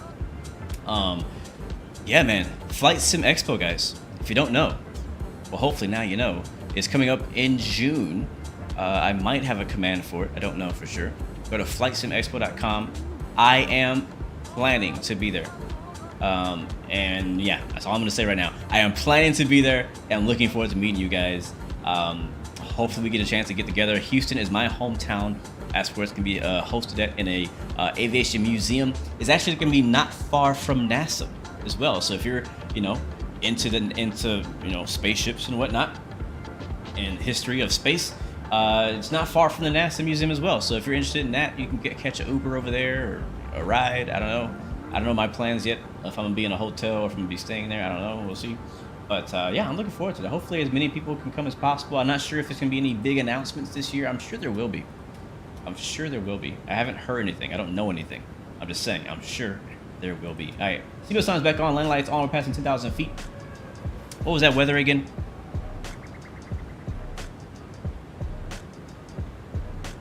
Weather is 1022. Or not weather. Altimeter is 1022. And at a set on the left side. It's set on the right side.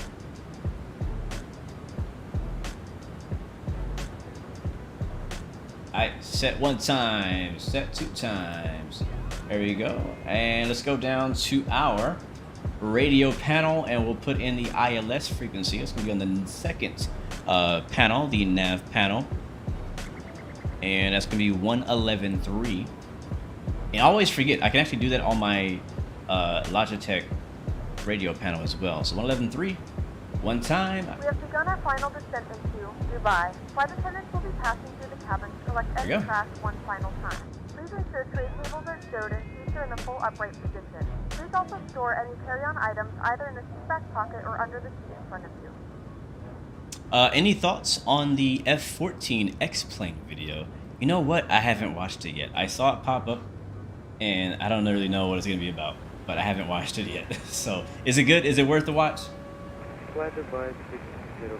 I have actually been enjoying, believe it or not, I've actually been enjoying the X-Plane kind of goofy but educational videos. I've actually watched way more of it than I thought I would. Like some of the aerodynamic stuff about the Cirrus and whatnot. Like, I don't know why that interested me. I couldn't stop watching. I was like, huh, that's true. So, all right, guys, off our nose now is the iconic city of Dubai. I believe Dubai International is included in one of the base packs for Microsoft Flight Sim. It's probably in the, I don't know if it's in the standard edition. I don't know what edition it's in. I just know it's one of the base airports in one of the editions. But what's not in the edition is what I have over here, which is the Landmarks Dubai City Pack by Orbix. So we're not gonna get a really good look at it today. It'll be very far, but Orbix has made a city pack for Dubai. So if you're doing like helicopters, if you're flying low over the city, you kind of appreciate it. We kind of appreciate it now. We can see it. So there's Dubai right there. Let's go ahead and make our call. Let them know we are entering a right downwind for runway 30 left. Dubai traffic, FlyDubai 116 is entering right downwind for runway 30 left, Dubai. Daryl, I'll check my DM and... Dubai International traffic, airport 4, turn final, runway 12 left, behind the flight Dubai 604. Alright, so that's FlyDubai 60 something. I couldn't really understand anything he said, but he's in the area somewhere. All right, we're gonna kill the music. We are still using the PMDG 737-800. I like this song too, though. This song's such a vibe. Hold on, give me just 5 seconds of it. I keep your blood on my shelf, let it run. I worship the ground you're on.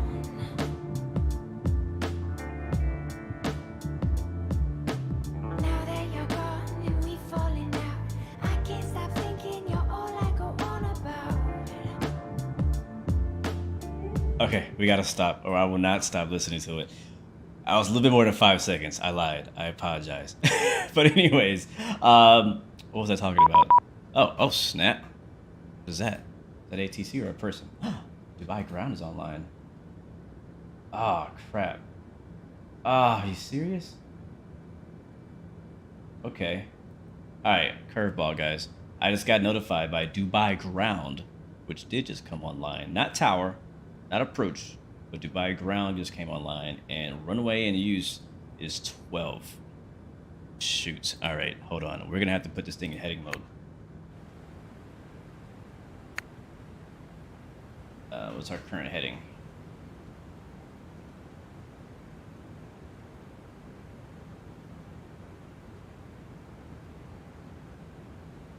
There we go. And heading select. And I don't... Is VNAV going to keep working while we're in heading select? Let's make our way down to 7,000. And we'll stay at 7,000. But it should do anyways. There we go. And now let's go ahead and take a look at my chart. I'm going to bring it to my other screen, and we got to adjust for runway 12. Instead, let's see if I can tune in to that ATIS frequency, if it works. We can listen to it while we're adjusting. Oh, there's 2 ATISes. Why are there 2?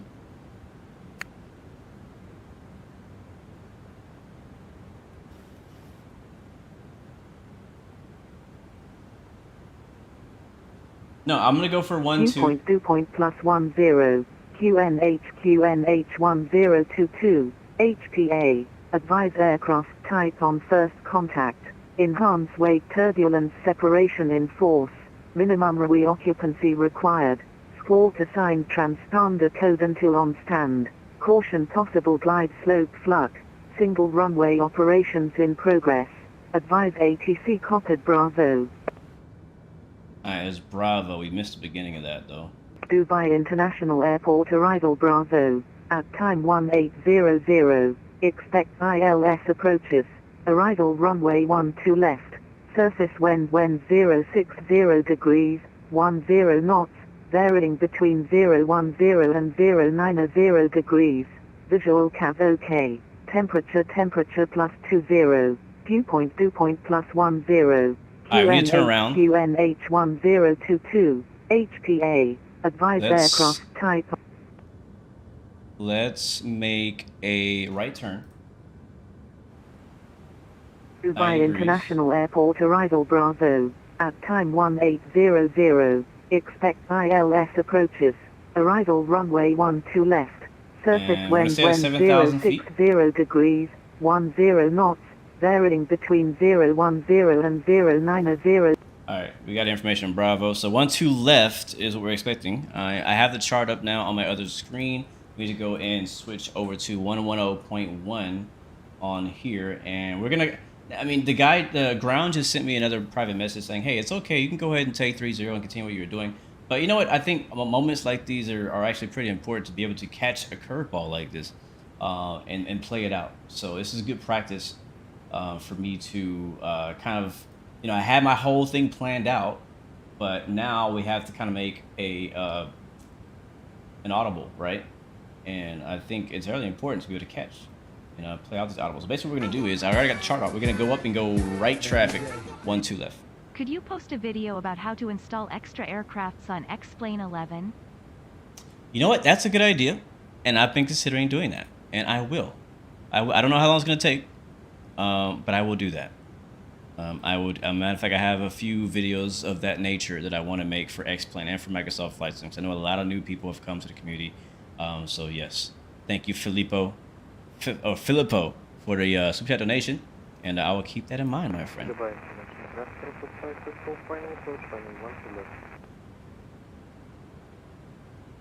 FlyDubai, all right, Dubai traffic, FlyDubai 116 is switching to runway 12 left. We're currently west of 30 left, west of Dubai. So we're gonna make right traffic for runway 12 left, Dubai.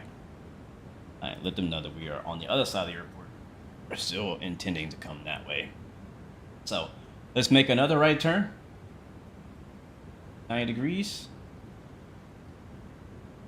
Should be far enough.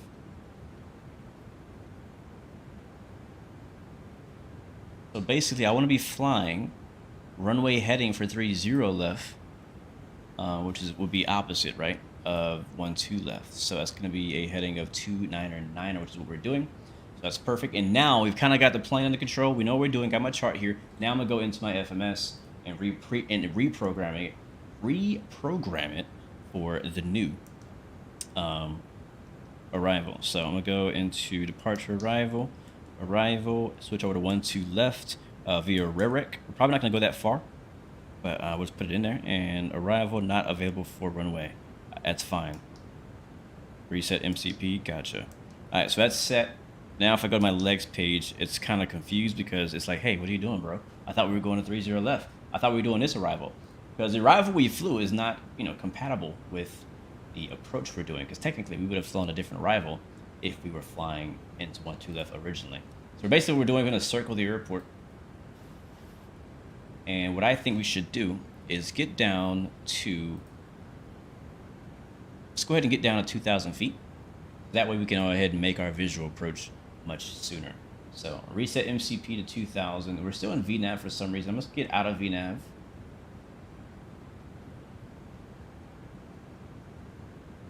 And vertical speed. And we'll do about 1000. Now if ATC was on and we were caught in like this position, they would either just go ahead and clear us for 30 left if it, you know, if it wasn't busy, or they would vector us for you know, get back on the ILS for 12. The good thing is we are going to get to take the scenic route over Dubai. Chinook, welcome to the stream. Good to see you, man. Speaking of Chinooks, DCS World, they posted a video recently kind of talking about, hey, this is what to expect in 2023. And one of those things was the Chinook. And that's exciting.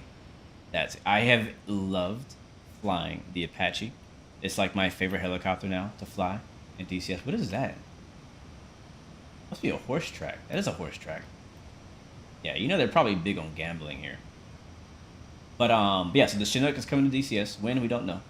We just know it's coming. Also the F-15, which we already knew about. Oh, I'm getting some massive stutters. Must be some scenery loading in or something out here. It is like a 3 gigabyte landmarks pack. Look at all that. So yeah, DCS F-15. I think an F-4 Phantom's coming as well, which is pretty cool. I haven't actually really enjoyed flying that plane since Ace Combat, the first one.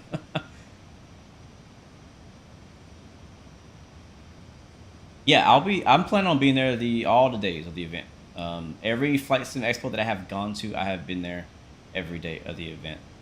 Now, because it's in my hometown, it might be a little different because I have the option. I have other options of things to do, you know. I'm not just like stuck in you know, with no car and a hotel room. But I'm planning on being there, yes, the whole weekend. I'm probably gonna block off my schedule for the whole weekend and do that. I'll look at that.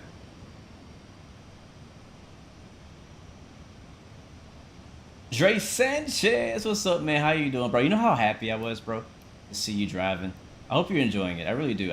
I didn't know that you were interested like in racing and cars and stuff like that, but I was just really happy to see you driving and racing, and you were getting it, man. Like, you're really learning. I'm really proud and impressed of my flight sim friends that have been racing on Assetto Corsa and killing it, because racing is a whole nother animal.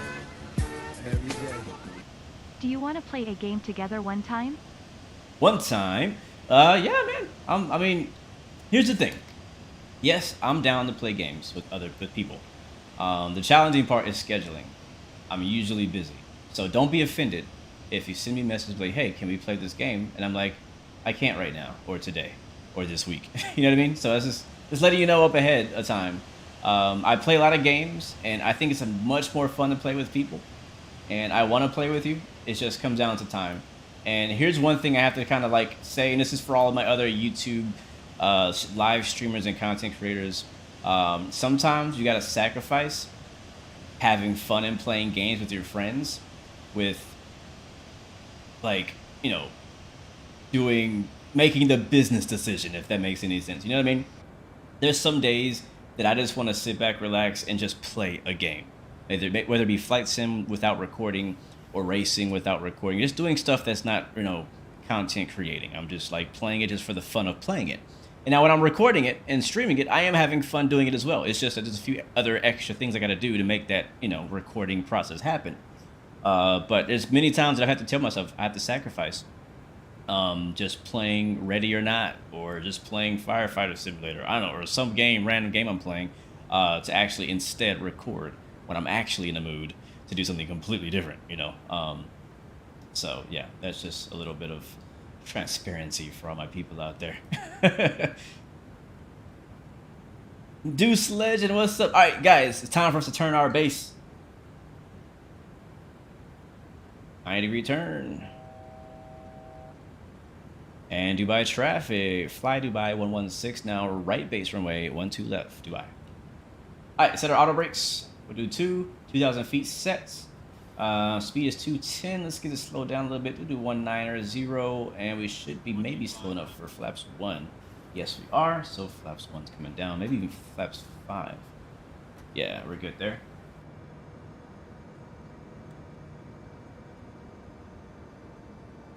Rock City in the house as well. Welcome, man. Good to see some familiar faces. You guys are amazing. Welcome back. Good to see you. Hope you're doing good today. Hope you're doing good. Wishing your families are healthy. And hoping your families are like either busy or like cool with you playing little games. You know what I mean? Like, I don't know. Sometimes us older adults, or just adults in general, we don't get to play games as much as we want to because we got to do like real life stuff. So hopefully you ain't got too much real life stuff to do this weekend. You can just enjoy yourself, relax, play some games. All right, activating approach. We are below the glide slope. And turning final. I want to check, make sure no more ATC has popped up on us. All right, so ground is on line 118.35.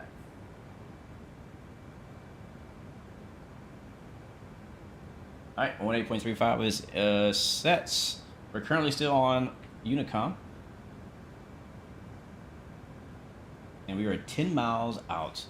Dubai traffic. Fly Dubai 116 is turning right base to final. 9 miles, runway 12 left, Dubai. All right, guys, my eyes are off the chat. Let's get focused. Let's land a plane. Oh, I forgot to put my VREFs in. All right, VREF is 142. Got it. Got it. All right, let's get it. Let's get a sound up. And apparently he adjusted the reverser sound, so we'll see about that. Oh, one thing we forgot. Flight control replay. Flight control replay. Do not let me forget the replay. Oh, man. Almost forgot that. I've been real upset about myself. Oh, no. Hold on. Hold on.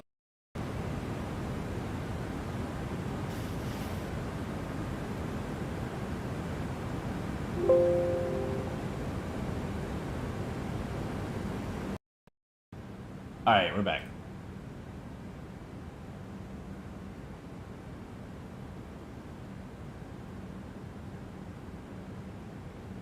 Oh, you know what I forgot? Leo said that if I do it in the in-game screen, it won't freeze up when I start the recording.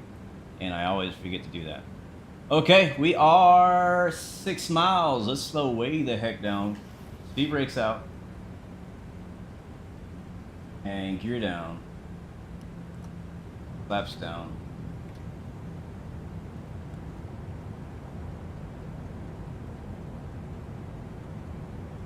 I think our lights are on. Pretty sure they are. Double checking. Yes, they are. Seatbelt signs are on. Alright. Flight attendants, prepare for landing. Let's do it, guys. Sound up. Enjoy the landing.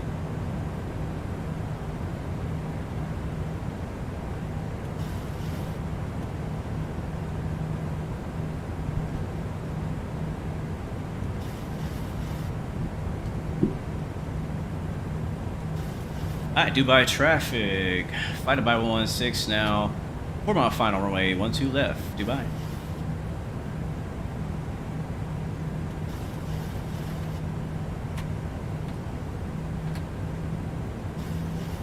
Alright, looks like we have traffic landing in front of us. Probably AI, so we're gonna ignore it. I haven't heard any more calls on the radio. I'm also gonna get my taxi chart up. We're on the ILS. Do not have control just yet. There's 1,000.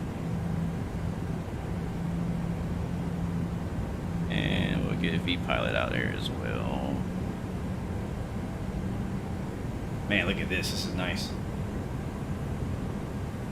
Alright, flaps set. Auto brake set. Alright, I'll take it the rest of the way.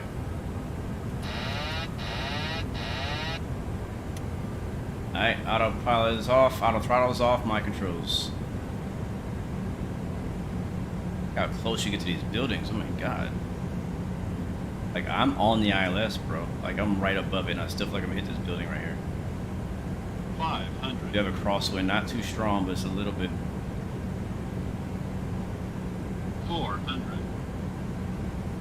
My god, look how close we did that building. 300.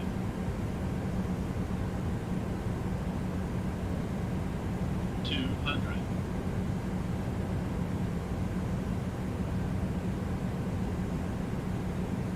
100.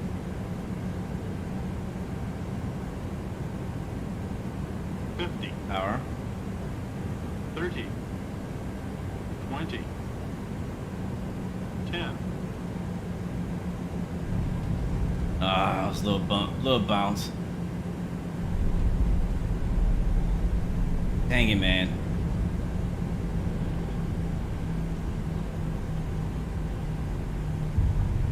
Alright, soft from the nose though. Here goes the reverses.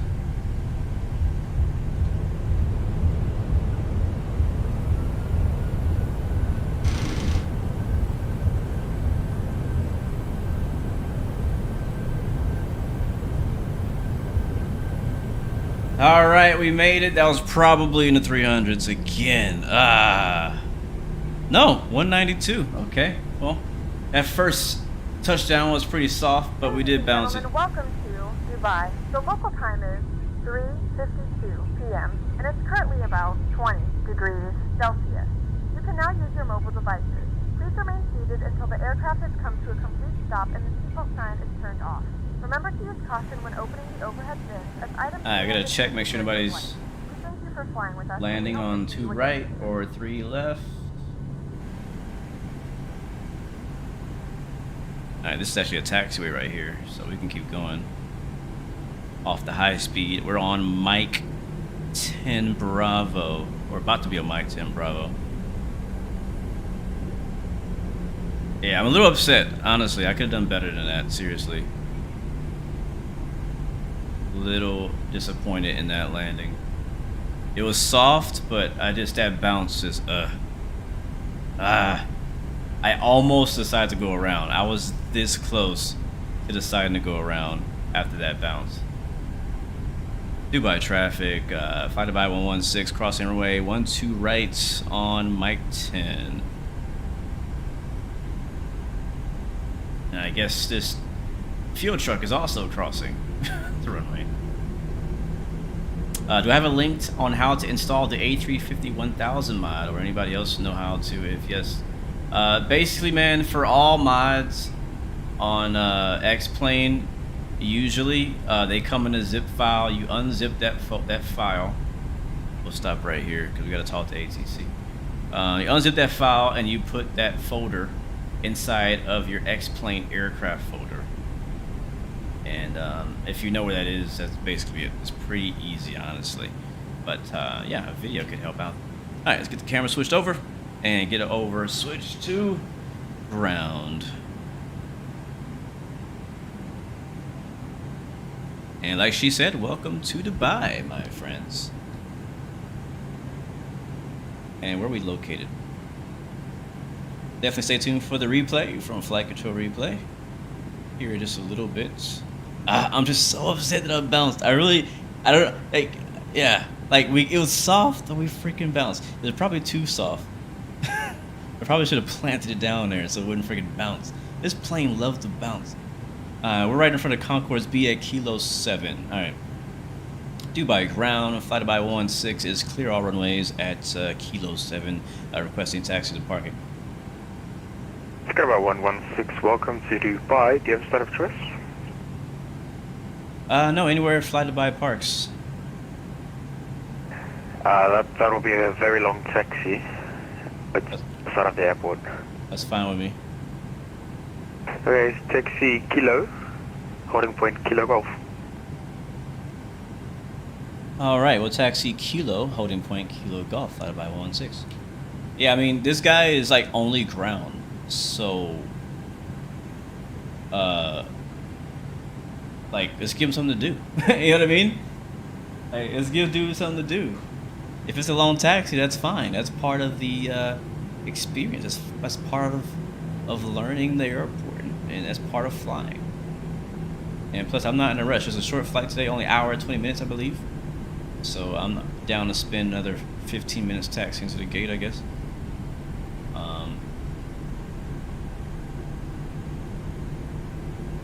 Yeah, I probably should just cut the throttle and just held the nose up and just let it just flop down. What I should have done. So, a pretty weird taxi instruction. I think he wants us to go to the other side of the airport.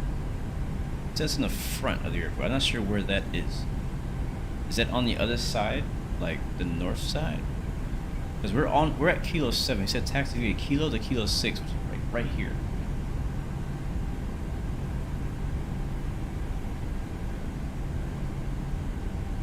Alright, let's go and get these flaps up and stuff be cleaned up.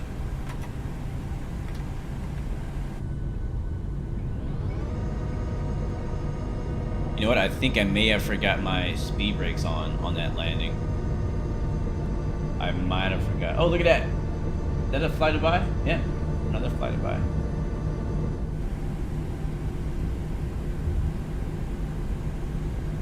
Alright, so this right here should be Kilo 6.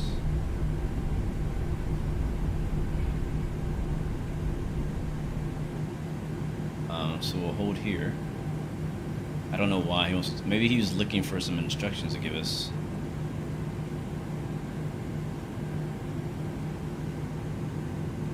Unless I went the wrong way.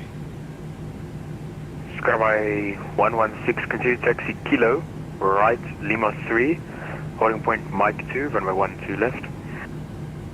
I am going to have to make him repeat that.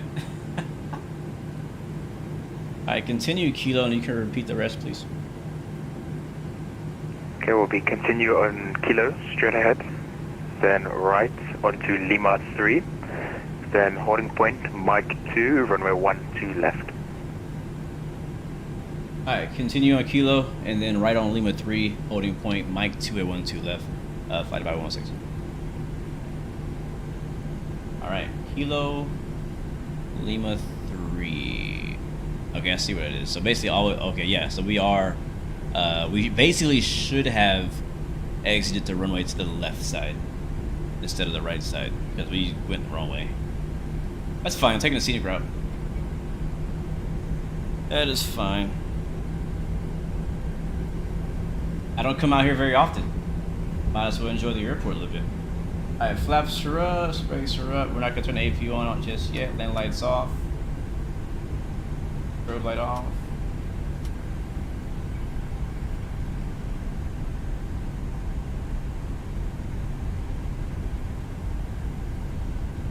Michael Medley, what's up, man?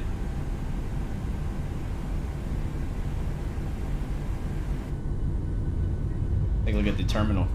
I always thought the Dubai terminal was beautiful. I would love to go to Dubai. Oh, hello, Saudi Arabian 787. Taking off on the taxiway. Okay. My Insta is Filippo_Newenhuizen. Your Insta, I think that's what you meant to say. Okay. Thank you for super chat though, man. I appreciate it. Is he gonna rotate? Is he gonna rotate?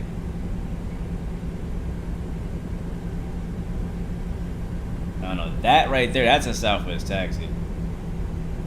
That's definitely a multiplayer guy. Has to be. Has to be. I haven't heard anybody else on ground frequency. I mean, I'm doing a good 20-25 knots right now on the ground. We got a long way to go. There's some FlyDubai parking spots right there. What did you miss, Michael? You missed some bounces. That's what you missed. Oh, Emirates A380. Sick. FlyDubai, FlyDubai. What's that? Is that Trump? Is that Saudi Arabian or something? I recognize the livery. It's a 787. I just don't remember what airline that is. There's a blank white one. Royal Jordanian. Ah, gotcha. Yeah, that one right there. Yep, that's what it says. For Air Jordanian, something like that. That's the Emirates. It's like a 777 maybe? What is that? I gotta turn soon, but I'm just plane spotting right now. This is what I do, you know, when you're in a plane in real life and you land and you're just like looking out the window, like, yeah, the flight's over, but now you're looking out. Yeah, that's 777. Now you're looking at all the airlines that are parked at the gate. That is a 777 from Ethiopian, actually, not Emirates. All right, here's our right turn coming up. Oh, look at all those Emirates tails. There's Air Singapore as well. A bunch more FlyDubais. Yeah, this is default. Default Dubai. I believe Phil there, the same developer who made Tower Simulator 3.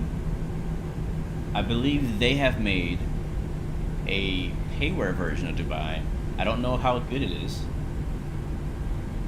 I haven't tried it. Oh, Emirates A380 right there. Oh, a bunch of look at all those A380s. All those are A380s.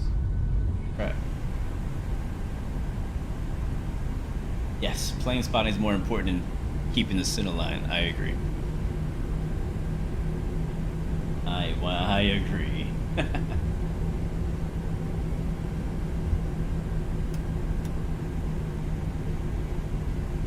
Alright, so we're gonna hold up here on the runway. So yeah, we could have definitely saved ourselves a bunch of time by exiting to the left rather than to about 116 via Mike 2, cross runway 12 left, then continue taxi straight ahead onto Papa 2, stand Echo 8. Alright, over to stand Echo 8, I'm gonna cross 12 at Mike 2, and then Papa 2 to Echo 8. FlyDubai 116, thank you. Alright, Echo 8 guys, Echo 8.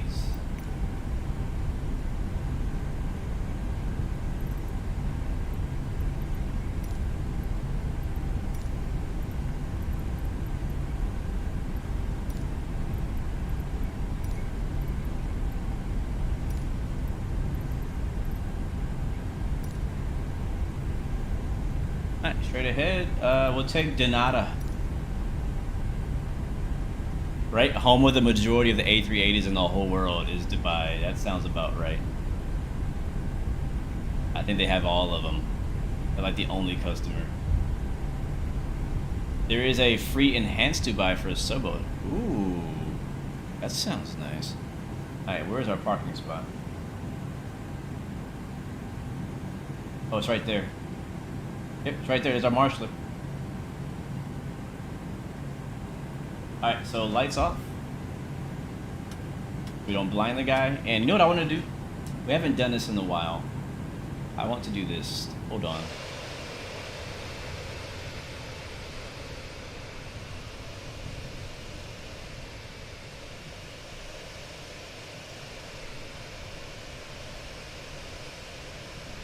Oh, this is cool. This is so cool. Okay, here we go. This is so cool. Come on, man.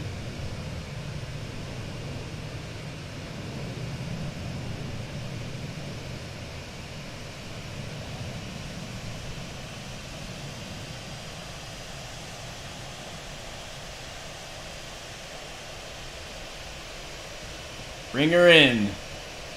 Alright, straight ahead, straight ahead. Hey, we own the line too, baby. There's nothing more satisfying as an aircraft marshaller than bringing an aircraft on right on the line. Alright, she's put me off the line.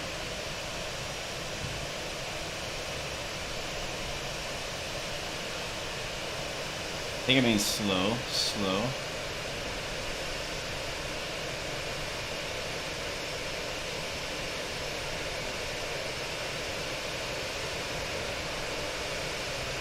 Alright.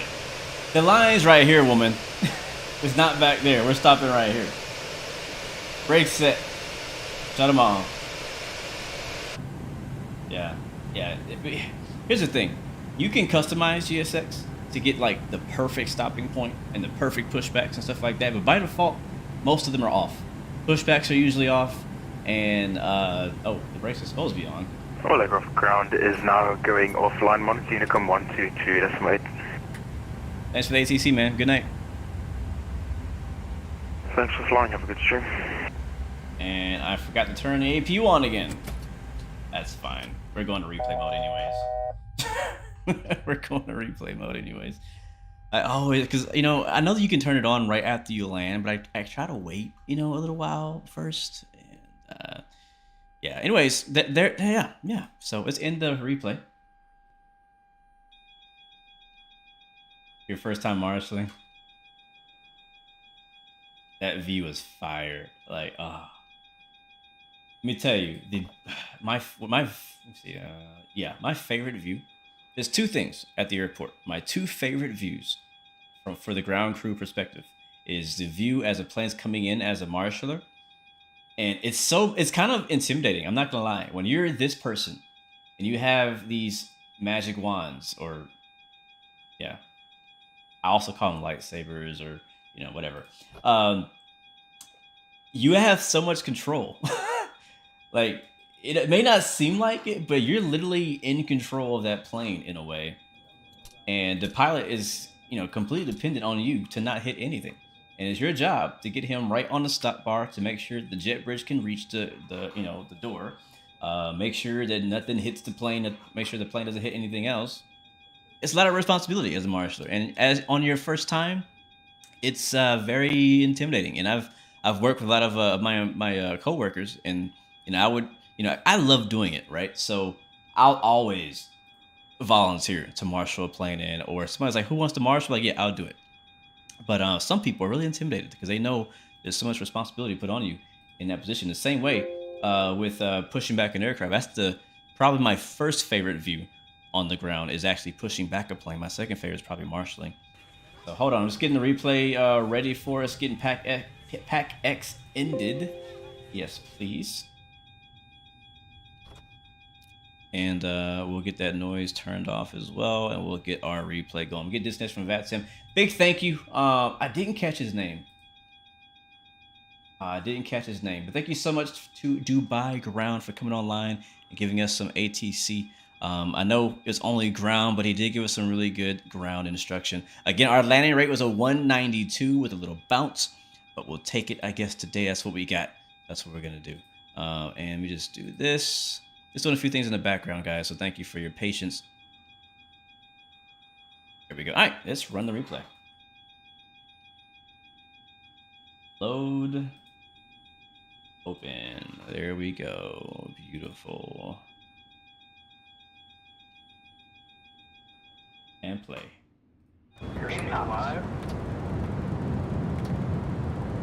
Alright, so today guys, we are using flight control replay for our replay. V5, I have a link down in the description. I tell you, stick around the channel long enough, you might get one for free.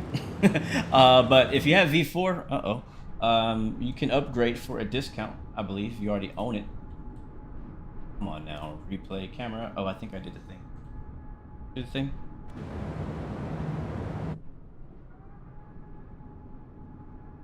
Did I do the thing? Oh, a seat. Oh, hold on, I messed up my camera. Alright, well, until then, we'll use this view.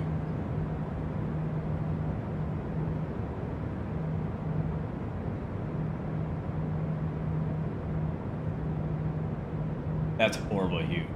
That's actually hilarious, but also horrible. Hashtag checklist flu games. Yeah, I know. I need to follow checklist, Leo. Is GSX Pro worth it? I think it is, though. I think it is worth it. It adds so much to it.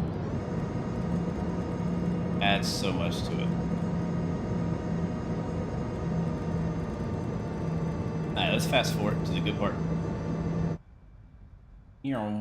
Bro, I was like freaked out by this building right here. I thought I was gonna fly into it. I was like, is this ILS right? You know, sometimes on Microsoft Flight Sim and X-Plane, these ILSs don't be placed correctly. So I wasn't confident. We weren't gonna hit any of these buildings down here. Was not. Look at that, man. I would love to be in. If this building exists in real life, that's where I want to stay when I go to Dubai. That's where I want to be at. If that's somebody's house, that's who I want to stay with. I want to be in that house watching planes fly right over. I want to get roof access. That's what I want. Got a little squirrely here, getting close. We did have a bit of a crosswind. Start putting in some rudder. I think I put a little bit too much rudder. But here we go in the first touchdown, and there we go. And that suspension was not our friend. We bounced 2 times. Sheesh.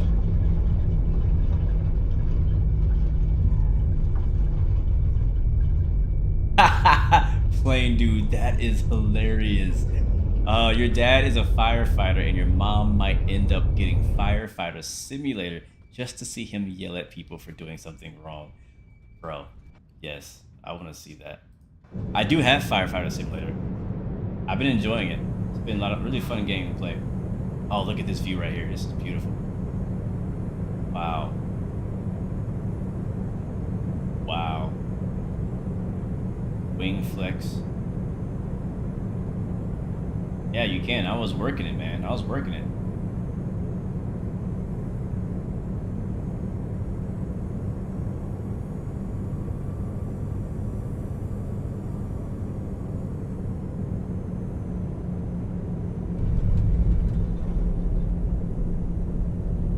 Yeah, in spite of bunny hopping down the runway, it was a pretty solid landing. Oh, I love this wing view. That sun reflection off that leading edge. That's good stuff right there.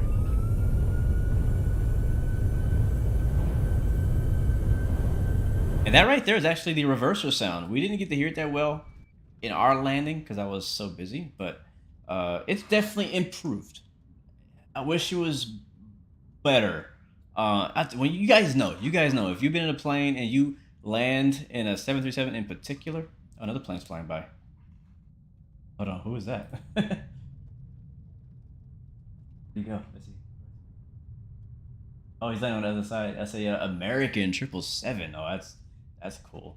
That's really cool. Anyways, you know that it is a loud experience when those reversers kick in. Like, you hear the freaking fuselage shaking and vibrating. Like, all the baggage is, like, moving around. And even from the outside, the 737 in particular is a very loud reverser. When I was working at the airport, you knew when a 737 touched down, you could hear it. 320s, you know, they weren't that loud. Even the 777, not that loud. The 737, something about it being low to the ground like that, loud.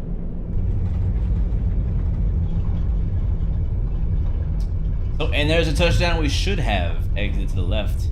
Would have been much shorter taxi. We gave Brown something to do by exiting to the right, and basically took us around the entire airport. Again, guys, we're using the Orbix Landmarks Dubai pack for some of these extra buildings, for some of these extra buildings, and we're also just flying into the default Dubai, which is included in Microsoft Flight Sim. Again, I don't know if it's in the standard edition or in one of the bigger editions. Let's see if we get an outside view for this last take. My drone is like broken or something.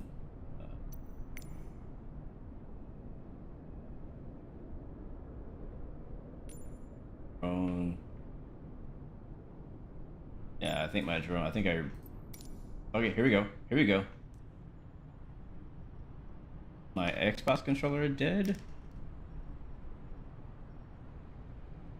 Okay, yeah. So I guess we'll just watch from this really weird outside camera for the last time because I can't get my controller to work. So that's fine. I like the wing view anyways.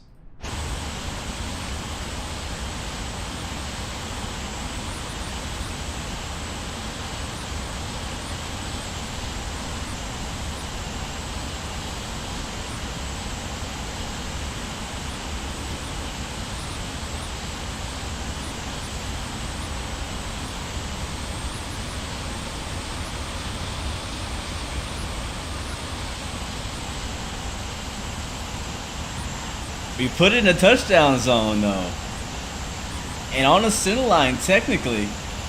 So I mean, we making some improvements in some areas. Got to work on that bounce though.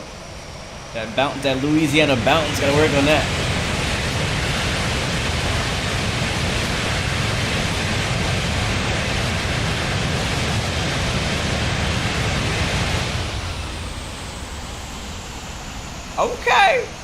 Okay, FT Sim.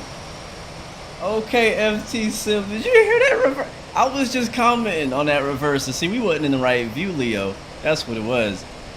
We wasn't in the right view to appreciate this sound pack. We gotta run that back again. Outra vez. What? Like, I'm really upset I can't manipulate my outside camera right now. Because I want to hear that in all its glory. Sheesh. Rewind. There we go. Let me see if I can.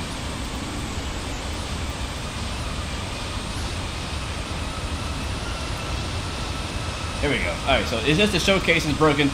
The other camera is working.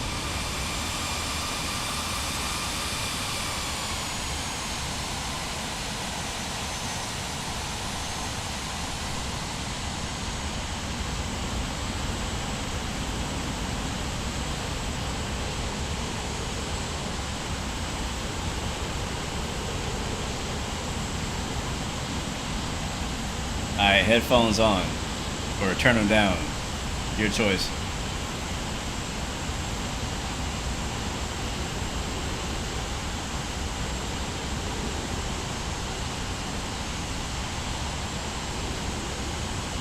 Here we go.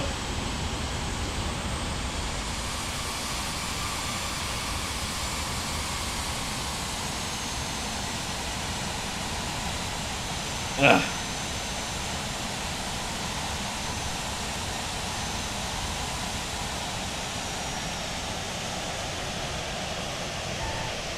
I tell you one thing, that nose gear was butter.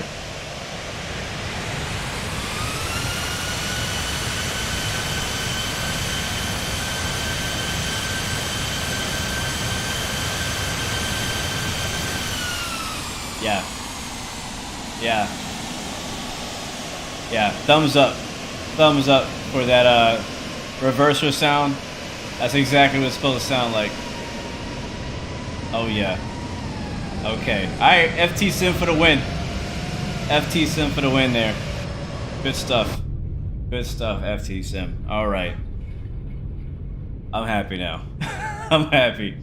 I'm happy now. Well, guys, welcome to Dubai, and a happy flight AT. Thanks for flying Dubai and Blue Arrow. I hope you've enjoyed your ride so far. Big shout out to FT Sim. This was not sponsored by him. I'm just actually legit appreciating his sound pack. Thank you, Peter, for the subscription. Welcome to Blue Arrow family. It's good to see you. Thank you, Leo, for the suggestion of trying this sound pack out. I was debating on it whether or not I like it. If I'm gonna keep it installed. The interior sounds still, I believe, need a little bit of improvement. They are definitely a level up over the default PMDG sounds interior wise, but the outside sounds are really where it's at on this FT sound pack, and I'm happy with that. I didn't realize that before I downloaded it, but now I'm dope. I'm digging it. Gear up, aviation. Welcome to the stream. Good to see you guys. It's time for me to bounce and head out. Tomorrow, I don't know what time. Leo, let us know.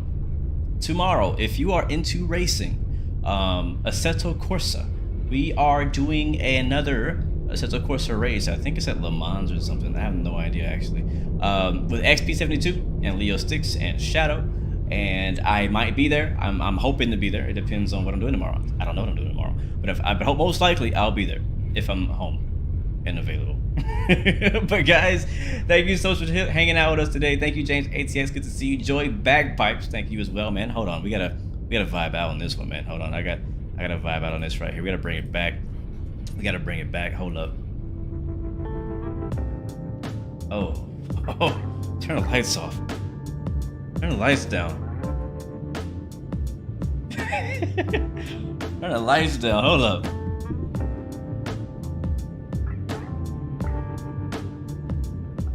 Alright, we'll turn this other back on. Here we go. Vibe, baby. Alright, well, guys, Micah, thank you so much for hanging out with us. I do appreciate. My camera's confused now. I'm right here, bro. I'm right here. I'm right here. I'm right here. Micah, thank you. Leo Sticks, thank you, my man, for hanging out with us. Thank you for coming through and chilling with your boy. Good to see you. You know, let's try this experimental camera I had going on right here. Experimental. Oh, there's two of me. Hey. Hey, man. What you doing down there? What you doing down there, buddy? All right. Anyways, Leo, thank you so much. Micah. James, thank you. Joy, Bagpipes, Gear Up Aviation, I appreciate you as well, my friend. Emily, thank you so much for chilling with us today. Peter Koffel, thank you so much. Amechi, thank you for hanging out with us. The Big Cat, thank you. I appreciate it. Deuce Legend, always, my friend. Thank you so much for chilling with us today. Always coming back, man. Thank you for your loyalty, my friend. Thank you, Starly, as well. My friend from Austria. Thank you, Mad Dollars in the chat. Chris VREF, I'll be up there in that couch with you, man. Thank you so much for chilling. Thank you so much for chilling with us today. Appreciate you so much. Plain Dude, thank you again, man. Hugh Simpson, thank you so much. Flight Sim Pilot, thank you so much for chilling with us today. Indigo Flight, thank you as well. Reset Jet, what's up, my friend? Hope you're doing well. Thank you for hanging out with us today. Digital Merc, always a pleasure. Indigo, I think I said hi to you already. Flight Guy 001, thank you. Aviation Lover, thank you. Max Parks, thank you. FS Insane, thank you. Mampati Kenosi, thank you very much. And hopefully I didn't miss anybody, but all of you guys have an amazing weekend. Again, guys, check out my YouTube description. There's a lot of great things down there. There's discounts for the Thrustmaster TCA pack, the Airbus joysticks, all kind of stuff like that. You can get the Cockpit Masters CDU that I've been using today for $100 off down in the description. You can also see my new setup that's coming soon that I'm working on right now with the 4090 and everything like that. That whole setup list is down in the description as well. And if you want the scenery that we're rocking today, the sound pack we're rocking, guess where it's at? It's in the description, man. Check it out. Guys, until next time, remember you have three choices. Give up, give in, and give it all you got. Peace, love, and God bless you. I will see you guys next time. Next video. We all the way out. Sheesh.